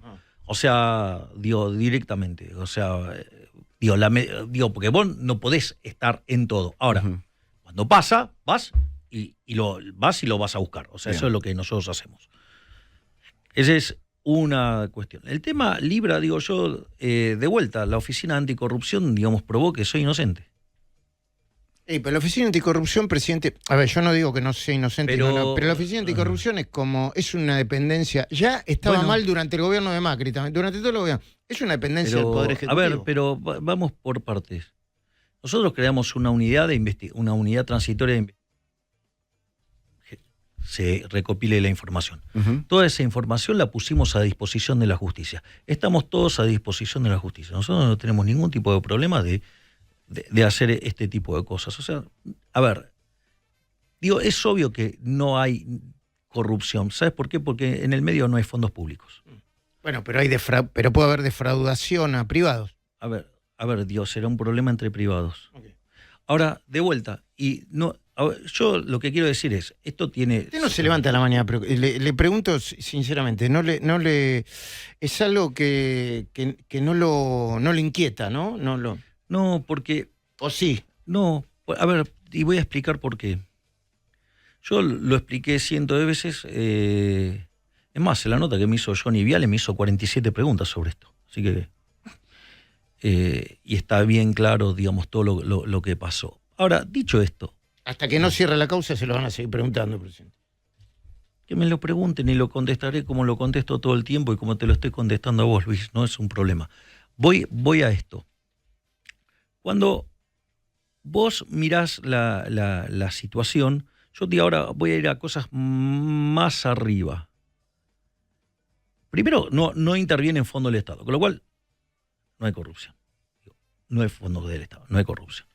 Y si hay un problema entre privados, se arregla entre privados. Ese es el primer punto. Segundo punto, que esto no es menor. Un privado puede ser presidente. O sea que no hay fondo del Estado, pero hay un funcionario público. Bueno, digamos... no quiero comparar, digamos, pero es como la funcionaria pública que le tiró estiércol a Esper. Es una funcionaria pública, no es una militante que pasaba por ahí. Bueno, eso tiene una gravedad que fue financiado con fondo del Estado. Acá no hay fondo del Estado en el medio. Además, puse a disposición todas mis cuentas. Me han revisado todo. Yo no tengo, ¿sí? Sí, por eso, con lo cual a mí ni me preocupa. O sea, es más, todo lo que me pedían, yo lo he entregado todo para que puedan revisar todo. El problema es que acá, digamos, hay gente opinando sobre estos temas que no saben ni siquiera hacer una transferencia bancaria. ¿Ok? Y esto era un bicho demasiado complejo para operar para una persona, digamos, aún acostumbrada a operar en temas financieros. O sea, requería de una expertise no menor. Pero voy ahora a algo más general. Eso lo habrá aprendido, ¿no? Ahora viene cualquier moneda, cualquier criptomoneda y le dice, presidente... Sí, pero mire. de hecho, Luis, ¿yo qué dije? Ex ante no me arrepiento de lo que hice. Ex post no lo voy a volver a hacer. ¿Qué quiere que le diga? Obvio. Ahora, digo, porque se generó tanto ruido que... Ahora, es interesante porque la propia Security Exchange Commission, o sea, lo que determinó es que ni siquiera ese tipo de instrumentos califica como activos. Esto no es menor. En base a, y lo dice en base a lo poco profundo que es decir, que son muy pocas personas los que intervienen ahí, digamos, de una manera muy específica, y instrumentos que no están, esto es muy importante, no están diseñados en términos de defensa de valor. O sea, no es como una acción de una empresa que del otro lado hay una empresa y que genera flujo de fondo. Entonces esto nos lleva a otra cuestión más. Entonces estamos hablando de muy poquitas personas en un mercado muy sofisticado, muy especializado, y en realidad lo que hace esta gente son lo que yo llamo traders de volatilidad. Es decir, yo hice una vez un ejemplo en base a un ejemplo, lo que hice fue replicar un ejemplo que hace de Pablo sobre lo que es una corrida, o digamos, una burbuja. Entonces, por ejemplo, hay unos tipos que agarran, compran y venden peces, pescado, ¿no? Uh-huh. Entonces empiezan a comprar y vender pescado, compran y venden pescado, compran y venden pescado. Entonces, van pasando los días, el pescado se va poniendo complicado. Una demanda artificial. Entonces, viene uno y le dice, che, escuchame una cosa, digamos, esto es pescado, digamos, se está pudriendo. Digo, esto no va a poder comer, pero esto no es para comer, dijo, esto es para comprar y vender. ¿Ok? Uh-huh. Bueno, una de las cosas que tienen estos activos, digamos, estos tipos que entran ahí son traders de volatilidad. O sea, que van y compran volatilidad.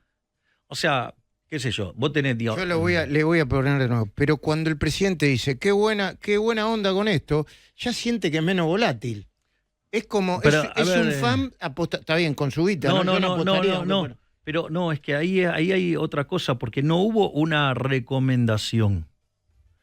Se, digamos, agarró y se informó, se comunicó. Entiendo. Y lo que yo comuniqué no fue acerca de ese instrumento. Yo, digamos... Sino sobre lo que quería hacer ese instrumento, sobre el proyecto. Entiendo. Claro, que era la parte para que financiara proyectos de gente vinculada a temas tecnológicos que no tienen acceso al mercado financiero formal. Entiendo. O sea, con lo cual, Bien, no había recomendación de compra. No, pero quiero ir a esto. Porque un trader de volatilidad lo que compra y vende es volatilidad. Es decir, el tipo sabe que el activo subyacente no vale nada, pero el tipo, cuando ustedes miran las opciones, una empresa puede estar quebrada y sin embargo el precio no es cero. ¿Por qué? Porque lo que vale es la volatilidad. Porque por más que esté quebrada, si de repente viene una pelota de volatilidad y la hace subir, ustedes ganan un montón de plata. O sea, entonces son tipos que tradean volatilidad. O sea, no es que es gente no sofisticada, es gente que sabe lo que hizo. Y la única demanda que hay en Estados Unidos, no en Estados Unidos, sino digamos en Nueva York, es una demanda por publicidad engañosa. Sí. Y yo no estoy contemplado ahí, o sea, yo no estoy en eso. O sea, con lo cual, digo, de vuelta, ahora quieren inventar cualquier monstruosidad y todo. Bueno, que le inventen, inventan todas estas cosas. Digo, hay gente que inventó, digamos, de que yo soy incestuoso, que soy homofóbico, que soy zoofílico. Fuerte. Digamos, o sea, tengo un track record de cosas que me inventaron. Y después, digamos, lo mismo que, la venta de órganos. ¿Hay venta de órganos hoy? No. O sea, bueno, cuántas de las cosas que me dijeron en campaña. Déjeme decirle sobre le eso. Recuerdo que estamos en campaña. Sí, déjeme decirle sobre eso. No es importante mi opinión, pero quiero que es mi opinión. Yo no tengo ninguna afinidad ni ideológica ni personal con Mengolini ni con nadie. Tampoco me gusta que un montón de gente la acuse de ser, aunque haya dicho esa barbaridad que es condenable, que la acuse de incesto. ¿Y qué quiere que le haga yo? No, yo no le digo nada. Yo no me gusta ese juego y no la estoy defendiendo a ella. ¿eh? No. Digo, ok, tiró la piedra, que se banque el vuelto. Presidente, le pregunto, ¿usted es consciente? Es decir, a ver, yo me estoy bancando el vuelto, ¿no? Porque yo estoy haciendo una reforma del Estado, le estoy rompiendo los curros a todo un conjunto de hijos de puta que cagaron a la Argentina y, digamos, Libra es un vuelto, digamos, las valijas es otro vuelto. ¿Usted siente eso? ¿Siente? No tenga dudas. ¿Lo de la valija usted siente que es un vuelto? Sí, porque es una pelotudez de un tamaño de una casa. ¿Me entendés? Y entonces hacen un collage de fotos para tratar de generar una historia falsa. ¿No es una interna entre servicios también? En el espionaje. ¿Cómo se lleva usted con el espionaje? Porque sabe que Néstor Kirchner todos los días le tenían una carpetita, decían, acá está mi productor, Denis Millanus, traía el productor. ¿Usted le recibe esa información? Perdón, ¿eh? Yo no me contamino en esa parte, yo esa parte no la sigo. No le pregunta. Tenemos información sobre Kavak, la carpeta de Kavak.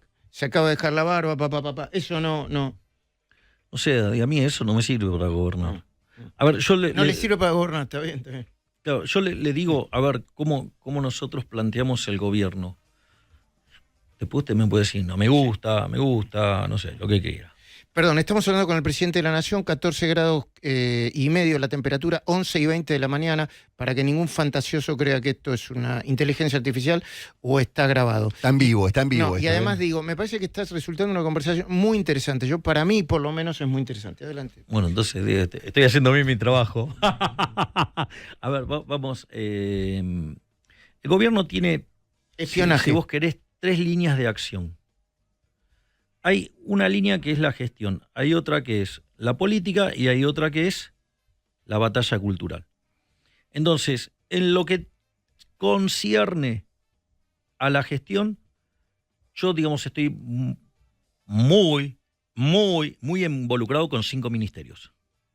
Y está claro, con el Ministerio de Economía, como se suspendió el viaje, ¿qué hicimos? Nos juntamos en Olivos a laburar. Ayer subimos la foto. Dicho sea de paso, mandemos un feliz cumpleaños a Federico Furiase. El cumpleaños. Director Federico del Banco Central, Federico Furiase. Exacto, y mandemos un saludo a Miguel Bugiano, que cumplió ayer. Economista Miguel Bugiano. O sea, eso, digamos, entonces yo, digamos, por ejemplo, me ocupo activamente de la parte de economía, capital humano, digo que es una de mis criaturas. Seguridad. Desregulación, que es otra de mis criaturas. Seguridad, digo, yo de hecho tengo reuniones con la doctora Bullrich semana por medio, o sea, los domingos te pasa por Olivos, a las 10 de la mañana estoy desayunando con la doctora Bullrich. ¿Política exterior? Ahí le cuento. No. Encima la doctora Bullrich me malcría porque me trae galletitas que me gustan. O sea, no. Okay. O sea. Un secreto de Estado. No.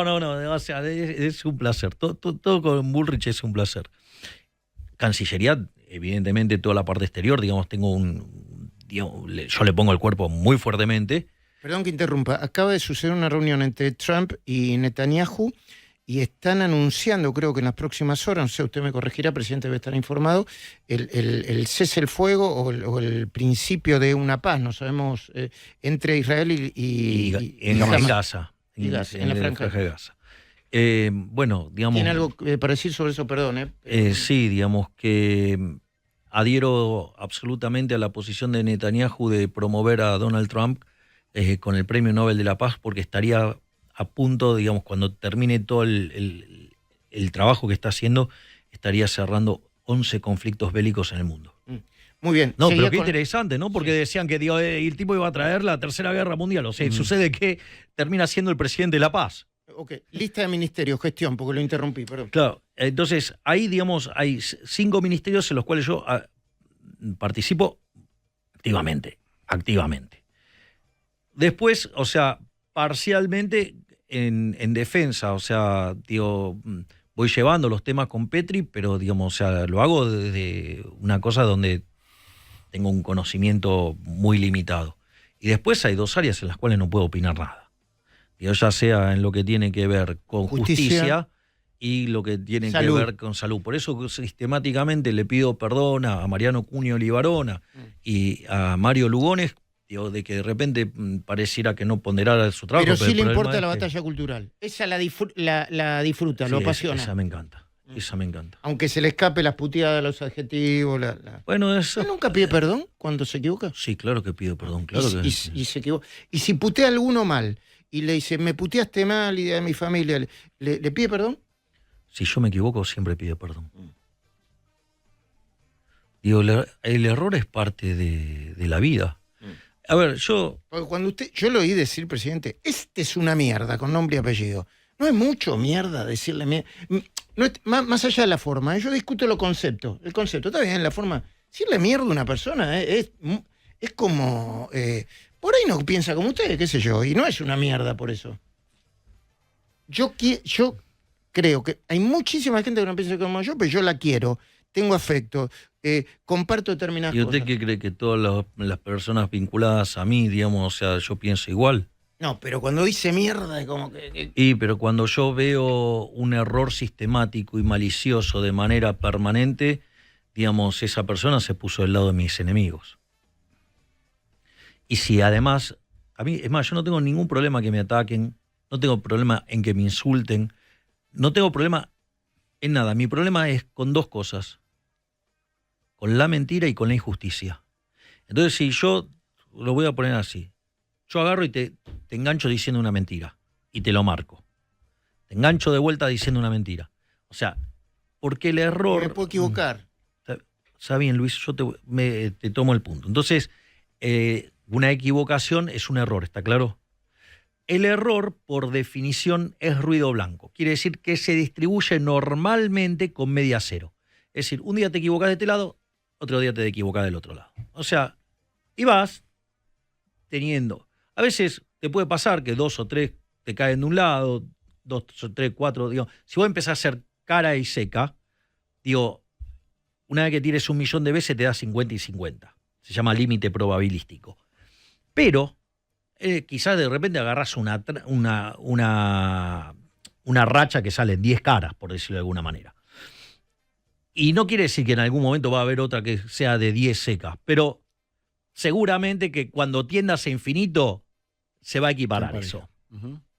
Entonces, yo lo que hago, yo antes de dar a una definición de esas características, yo lo que hago es, lo traqueo. Acá te equivocaste mal. Ok. O sea, no es ni impulsivo ni caprichoso lo que usted hace. No, a los que yo les pego es muy sistemático. ¿Querés que lo haga con nombre y apellido? Haga lo que quiera. Para mí que un presidente, pero es para mí, yo se lo dije, y putéenme todo, de hecho me deben estar puteando, les mando un saludo a todos. que un presidente que tiene tanto quilombo en la cabeza lo putea a un periodista, a una periodista, o a uno que pasaba por ahí. No es a un periodista, es a un mentiroso, que es otra cosa. Un mentiroso malintencionado. Sí. Entonces, digo, por ejemplo, hay un periodista que miente sistemáticamente diciendo que yo lo voy a echar a Toto Caputo cada vez que yo estoy en una negociación con el Fondo Monetario Internacional. Por ahí le dieron mala información, no lo defiendo, pero no sé ni quién es. Pero no... Marcelo Bonelli. Okay. O sea, inventa, miente, calumnia, injuria, dice que yo lo voy a echar y casualmente esto pasa cada vez que yo estoy negociando con el fondo. ¿Y qué habría detrás de ese error? Y no sé, que le pregunten a sus jefes en Clarín, porque quizás, digamos, Clarín quiera motorizar una inestabilidad en la economía, digo, por eso tiene los programas que ensucian desde TN, por eso, digamos, o sea, digo, el diario es básicamente, o sea, es una máquina de mentir y de inventar fábulas verdaderamente atroces. Ahí, yo no lo defiendo, pero por ahí es una mala conclusión o mala información. Pero Luis, ¿para qué conclusión? Le digo que me están avisando que cierre la nota, coincide varias veces. Cerramos, ¿Coincide varias veces esa situación? Pero estoy diciendo que pasa recurrentemente. A ver, yo voy a, para que vean lo cuidadoso que yo soy con estas cosas. Yo detecto mentiras de los periodistas muchísimas veces. Sin embargo, no contesto a todas. Porque no tengo el mecanismo de probarlo. O sea, yo sé que es mentira porque yo estoy en la poltrona tomando la decisión. Es el protagonista de la noticia. Claro. Entonces, a mí me consta que es mentira, pero no tengo la forma de probártelo. Ahora, digo, que el señor Bonelli mienta en el medio de un ataque especulativo donde, digamos, o sea, donde, ¿se acuerdan? El quilombo de los puts y todas esas cosas, y que yo estaba viajando a Sun Valley, ¿sí? Y estaba con Toto en el avión y el tipo estaba diciendo que yo lo había hecho renunciar. O sea, yo tengo una relación simbiótica con Toto Caputo. O sea, y el tipo es, cada vez que estamos en una situación de inestabilidad o de volatilidad, de volatilidad, o en una situación, digamos, de discutir temas con el fondo, el tipo, digamos, se dedica a sembrar el terror todo el tiempo. Todo el tiempo. El caso más escandaloso fue Marzo. Marzo fue un escándalo. Marzo de este año, ¿no? Claro. Perdón, ya terminamos. Sé que hay un pedido de terminar. Cuando termine el presidente de acá, yo le pregunto por el dólar y cerramos la nota. Cuando estábamos en el medio, digamos, de los detalles de esa negociación, digo, yo les recuerdo, yo dormía durante marzo, no era yo, digo, todo el equipo económico, 4 horas por día. Por eso salieron a festejar cuando cuando se salió el cepo, ¿no? Sí, porque además porque estaban todos medio loquitos, durmiendo poco, con todo respeto. Y cuando, pero los primeros 15 días de abril dormíamos 2 horas por día. Sí. O sea, digo, y tuvo efectos colaterales, a mí me causó efectos colaterales en otros planos de mi vida. ¿Está mejor ahora? Bueno, digo, yo estoy bárbaro, o sea, digamos, el país, o sea... La salud, todo. Digamos, sí, yo estoy obligado a hacerme chequeos y lo más interesante es que todos los chequeos me dieron mejores resultados que hace un año. Después de toda esta locura. Sí. Sí, me hicieron cuando estaba por asumir, los que me hicieron después a los 6 meses, digamos, había mejorado muchísimo. Uh-huh. Y ahora mejoré respecto a al del año pasado. Así que... Perdón, ¿se cuidas con la comida? ¿Entrena, camina? Ahora he incorporado caminatas, además. Bueno, dormía 2 horas por la volatilidad. Está bien. Ahora, antes de terminar... No, lo que quiero decir es que tengo montañas de cosas para estar sacudiendo a los periodistas. Pero yo hago 2 cuestiones. Una es si yo lo puedo mostrar. Sí. Primer punto, o sea, si yo puedo mostrar o no esto. Por ejemplo, yo tenía una sospecha que lo que hizo Mengolini era teledirigido. Ahora sucede que apareció un dato donde, digamos, o sea, Kicillof le había puesto $15.000 antes de hacer eso. Justo. Qué casualidad, 2 días antes, sí. ¿No? Digo, entonces, no hay kirchnerista gratis. O sea, es una pelea por la caja. Entonces, a lo que voy es lo siguiente. Tranquilo, digo, contesto lo que tengo que contestar. Okay. Digamos, presidente, Le queda una hora y ya nos vamos. Pero yo le quiero preguntar por el dólar. El dólar está subiendo. ¿Está alto? ¿Está bajo? ¿Va a estar más alto? ¿Va a pasar de 1.400 hacia la banda? ¿O o va a tender a ir a 1.000, como me dijo Furiase hace, no sé, un mes? A ver, Luis, vamos a estas cuestiones. Primero, el dólar flota. El dólar flota y dentro de la banda flota dentro de la banda. Listo, es parte del esquema. O sea, es aprender a vivir en flotación. Primer punto. A mí lo que me parece loco es que un día el dólar baja 50 pesos y entonces ahora, digamos, se produce la quiebra de todo el sistema. Digo, no, el dólar está caro. Está reatrasado. Exacto. Sube 50 pesos, ahora no, se viene la hecatombe. La verdad, digamos, es poco serio. Los análisis que están haciendo es poco serio. Si yo quiero mirar lo que está pasando con el dólar, yo lo que tengo que estar mirando es ¿con qué compro los dólares? ¿Con qué compras los dólares? Pesos. Ok, los tenés que comprar con pesos. Entonces, digamos, la única forma de meterle presión al dólar es que vos que haya un exceso de pesos. Estés emitiendo dinero. Esa es la respuesta correcta. Que haya un exceso de pesos. Si vos te fijas, digamos... ¿Qué genera un exceso de pesos? Ahora vamos. La emisión en Argentina, ¿cuánto es? 0. Por lo tanto, digamos, no tenés pesos nuevos entrando para poder comprar. Ahora, entonces, ¿hay demanda de pesos? ¿No emito pesos cuando lanzo bonos al mercado para pagar deuda y todo eso? No, pero perdón mi ignorancia. Los termino chupando. Digamos, si vos mirás la base no se mueve. O sea que es una emisión no... No hay emisión monetaria. Ok. No hay emisión monetaria. Lo que vos tenés es reconfiguración de los pasivos. Okay. O sea, para terminar de limpiar el balance del Banco Central. Desaparecieron las LEFIs, ahora hay LECAPs. ¿Y no sumo más deuda?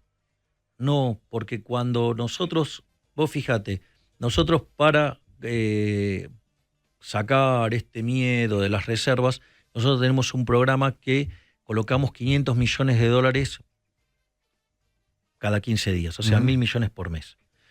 Todos esos dólares que nosotros toma el Tesoro, el Tesoro va con esos dólares y le cancela deuda al Banco Central. Entonces la deuda consolidada no varía, lo que cambia es la composición del deudor, pero lo que terminás haciendo es refortalecer el balance del Banco Central. Entonces no hay emisión de pesos. Exactamente, con lo cual no tenés insumo para eso. Por otro lado, la demanda de dinero. La demanda de dinero es, vos tenés la economía creciendo, en este trimestre está creciendo casi al 8%. Consecuentemente, la demanda de dinero está subiendo, no está bajando.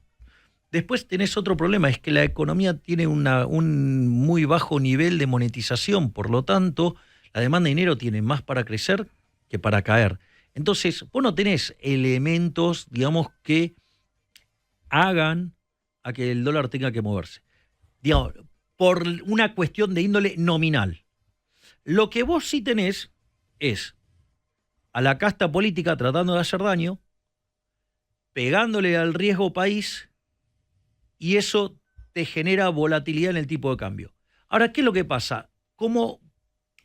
Esto es lo más importante. Si suponete que te sube el tipo de cambio.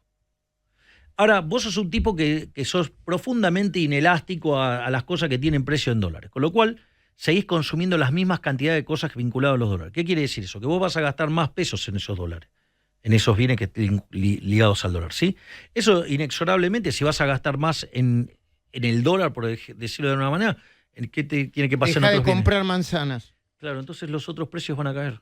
Okay. Entonces, digamos, mientras que nosotros no modifiquemos la cantidad de dinero, lo que vas a tener es cambio de precios relativos. O sea, pero no, digamos, o sea, lo que va a pasar es que en realidad, de vuelta, como vas a tener la tasa de interés muy alta, entonces la economía te va a crecer menos y como va a crecer menos, la demanda de dinero va a crecer menos y como consecuencia de ello, la desinflación va a ser más lenta. Pero nada cambia.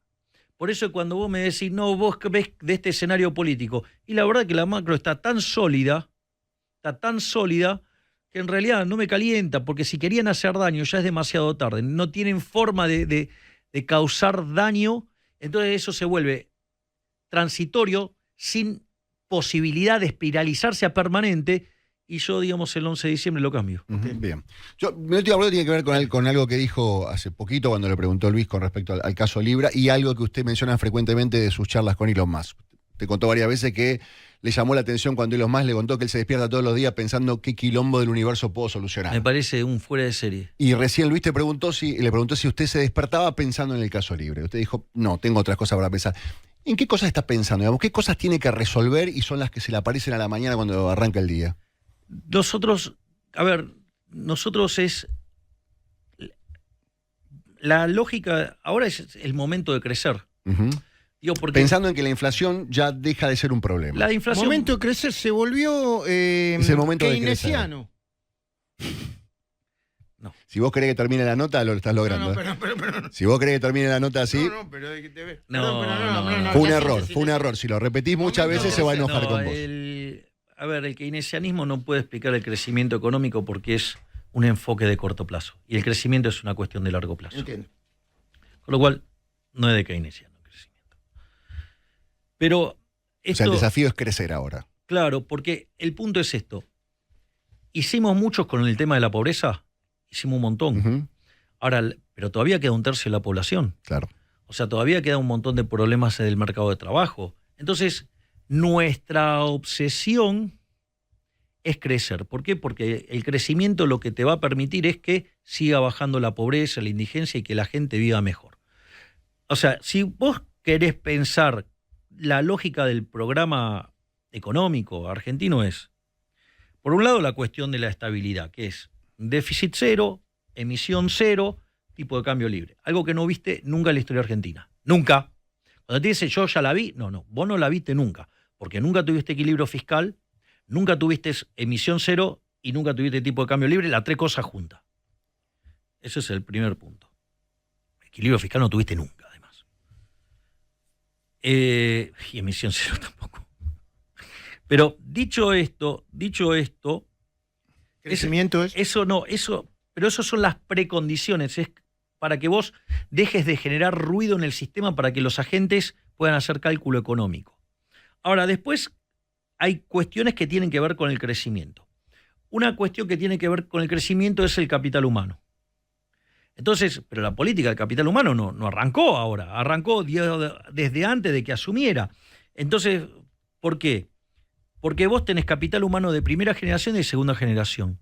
O sea, el capital humano explica 70 puntos del crecimiento económico en el mundo. Entonces, digo, capital humano es una cosa... Los niños de 0 a 5 años tienen que estar muy bien alimentados para luego ser educados. Bien, exacto. Entonces, claro, que es el capital humano de primera generación. El capital humano de primera generación, por eso está niñez y familia.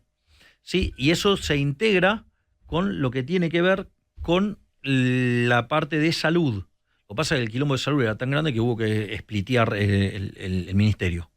Entonces, ¿qué es lo que sucede? Vos ahí te ocupás de la familia y que la familia se ocupe de alimentar a los chicos para que se desarrollen la cabeza y que además estén en un buen estado de salud. Digo, ¿lo vieron el tren de capital humano? Que va un tren a las distintas provincias para atender a las personas. Sí. O el Libres para Ver, digamos, y los chicos con los anteojos. Digo, sí. Ok. Entonces, nosotros hay una primera parte que tiene que ver con la formación básica de capital humano. Y la otra parte tiene que ver con la educación. El plan de analfabetización, o sea, y todo lo que tiene que ver con la educación. ¿Sí? Y de hacerse de skills para resolver la vida. Después está la parte que liga, o sea, y educación sí está dentro de capital humano. Después está la parte que liga con el trabajo. Por eso trabajo también está dentro de capital humano. Y eso tiene que ver con los chicos que van saliendo hacia ahí o los que quedaron desplazados del sistema y se los reintegra. Y obviamente, ¿cuál es la parte que viene atrás de trabajo? La parte previsional. Y por eso también trabajamos la parte previsional. Pero para eso también hay que lograr, digamos, a la reforma previsional no vamos a poder llegar hasta que no resolvamos el problema de la informalidad. Hoy la mitad del empleo en Argentina es informal. Entonces, no aportan. Digo, al margen del desastre que hizo Cristina de jubilando gente sin aporte, y hoy representan 2/3 de los jubilados, o la mitad por lo menos. Entonces, si vos crees, ¿cómo arreglas el problema previsional? Con crecimiento económico, ¿sí? Y con gente que ingresa al mercado, o sea, sale de la informalidad y se formaliza, Claro. y al mismo tiempo modificando la PEA, es decir, que la gente tenga incentivos a ingresar al mercado laboral. Entonces, y eso es un bien hecho, es una cantidad de ahorro y de inversión que empuja muchísimo el crecimiento económico. La otra parte que hace el crecimiento económico, ¿cuál es? Lo que tiene que ver con el tema del Ministerio de Desregulación, que es liberar los rendimientos crecientes. Entonces vos desregulás, liberás rendimiento creciente y la economía crece. Es lo que ha hecho Sturzenegger. De hecho, nosotros en lo que va del gobierno hicimos 2.500 reformas estructurales. Dicho sea esto, digamos, después también, digamos, la política fiscal de austeridad, la contracara de eso es que vos estás bajando el riesgo país, y cuando vos bajás el riesgo país permitís que haya más capital y por ende, digamos, permitís una mayor productividad per cápita y eso implica mayores salarios. Y no solo eso, nosotros en la medida que vamos creciendo también estamos apuntando a una reforma tributaria de competencia fiscal para bajar los impuestos. De hecho, en nuestro escenario, digamos, si nosotros mantuviéramos un crecimiento que oscila entre el 6 y el 8% de acá al 31, asumiendo una reelección, podríamos bajar de impuestos 1,5 puntos por año. Y eso significaría devolverle a los argentinos 500.000 millones de dólares. Estás asumiendo una reelección. ¿Lograste la respuesta que necesitabas? Es un ejercicio. Presidente, no quiero hacerle perder más tiempo. Además me están presionando por todos lados. No me siento muy presionado, pero... pero quedó alguna pregunta que haya quedado pendiente, yo la contesto. A ver, una sola pregunta. Si usted ve A ver, yo digo, si yo soy un empresario muy poderoso o un banco muy poderoso y yo siento que en mis intereses el dólar está atrasado, agarro una parte de la política, la que compite con usted, lo financio para estas elecciones. De hecho, lo hacen.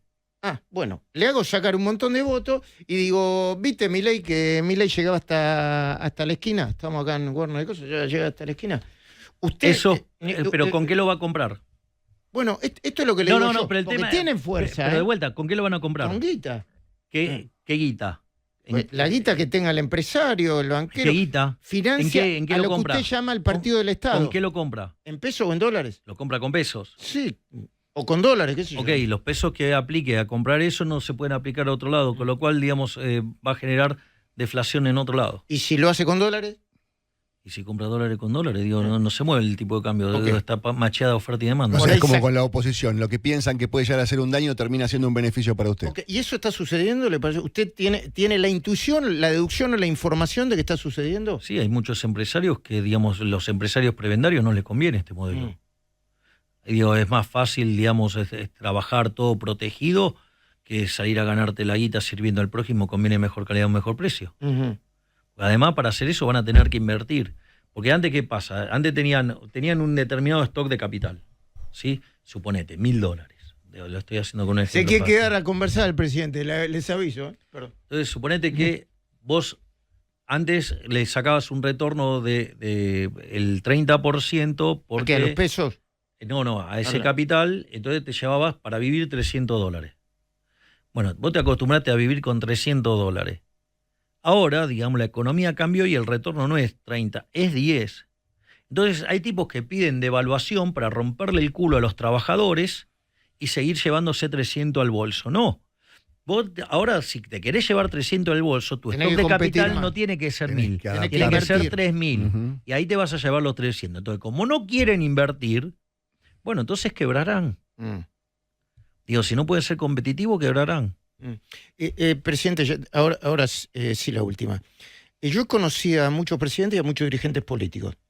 Entonces, la mayoría querían el bronce y la guita también, y llevársela a la casa también. Se le mezclaba la guita en el bolsillo. ¿Qué patrimonio tiene? ¿Y qué patrimonio piensa tener cuando se vaya? Patrimonio real, ¿eh? No sé, no tiene plata trabajando usted, supongo, ¿no? No. Digamos, mi declaración jurada es pública. Ok. O sea, y de hecho... ¿Qué quiere usted? ¿Qué lo motiva? Yo vine acá a ser el mejor gobierno de la historia. Bronce. El bronce. Y además, hay un tema... ¿Solo bronce? Solo bronce. Y voy a explicar por qué. Porque además, yo renuncié a mi jubilación de privilegio. Sí. Y la verdad es que, digamos, o sea, soy bastante joven, todavía tengo para trabajar bastante. Sí. Entonces, mi objetivo fundamental es hacer todo bien y una vez que termino me voy a vivir a un campo con mis hijitos de 4 patas, con Conan, Murray, Milton, Robert y Lucas Jr., ¿sí? Y además A dar conferencias. a dar conferencias. Cuanto más exitoso Mejor sea... que le vaya bien, porque si no, no va a poder dar una. Es que cuanto más exitoso sea, más le van a pagar esas conferencias. O sea, más claro, exitoso va a ser su post Exactamente. presidencial. Entonces, claro, entonces es determinante que yo a usted haga le las vaya cosas bien. Claro. Porque si no, mi vida se va a complicar bastante. Perdón, cheque. ¿Para qué fue a lo del pastor evangélico? Yo se lo digo, a ver, yo no lo conozco al pastor evangélico, veo que el hijo después cambia peso por plata. ¿Para qué exponerse ese tipo de...? Dice, mira qué hace el presidente con este pastor evangélico. Se lo pregunto como si tuviera... Yo voy a explicar, digamos, porque acá también se hizo toda una interpretación, o sea, yo creo que hay mucho de las interpretaciones que es el ladrón crea a todos de su misma condición. Entonces, a mí vinieron y me invitaron a la inauguración de la iglesia más grande de la Argentina, una iglesia evangélica, la más grande de la Argentina. Digo, votos. Bueno, esa es la interpretación miserable. Yo no estoy de acuerdo con eso. Usted, digamos, le consta, y lo señaló hace un rato, y lo hablamos un rato, digamos, el tema de la batalla cultural. Para mí la batalla cultural es importantísima, importantísima. Es tan importante como la gestión de la economía. Porque si nosotros no hacemos el cambio del chip en la cabeza de la gente, o sea, si no le desparasitamos el cerebro a los argentinos de todas las mierdas que nos metieron en la cabeza, por ejemplo, la justicia social, no vamos a salir. O sea, podemos hacer un excelente gobierno, pero eso después se extingue. Entonces, por eso nosotros trabajamos tan activamente la batalla cultural. Porque es la única forma de darle sostenibilidad en el tiempo a esto. Dicho esto, yo tengo, digamos, y tiene un impacto directo sobre mi diseño de política. Digamos, a nadie se le ocurrió felicitarme por el éxito de cómo encaré el tema de Israel, ¿no? No, porque usted fue uno de los primeros que... Él fue el primero. Primero. Que bancó la posición de Netanyahu, entiendo. Exactamente. Entonces, ahora, y si se fijan, yo le di una nota a Trebuch, ¿sí? Y donde explico los fundamentos de por qué hice lo que hice. Y que tiene que ver, digamos, donde Israel está siendo atacado por una teocracia que lo quiere destruir, y tiene esa teocracia de socio a la izquierda.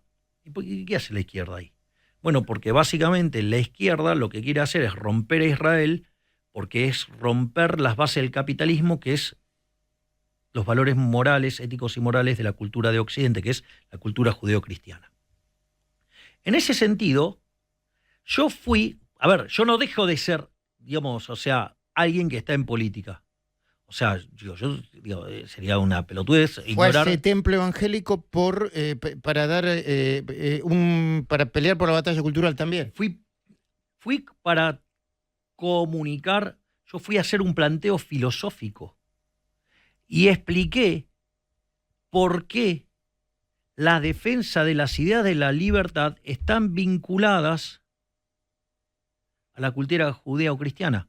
De hecho, digamos, John Locke, no recuerdo, pero si era efectivamente un pastor, pero de hecho el padre de Adam Smith era un pastor.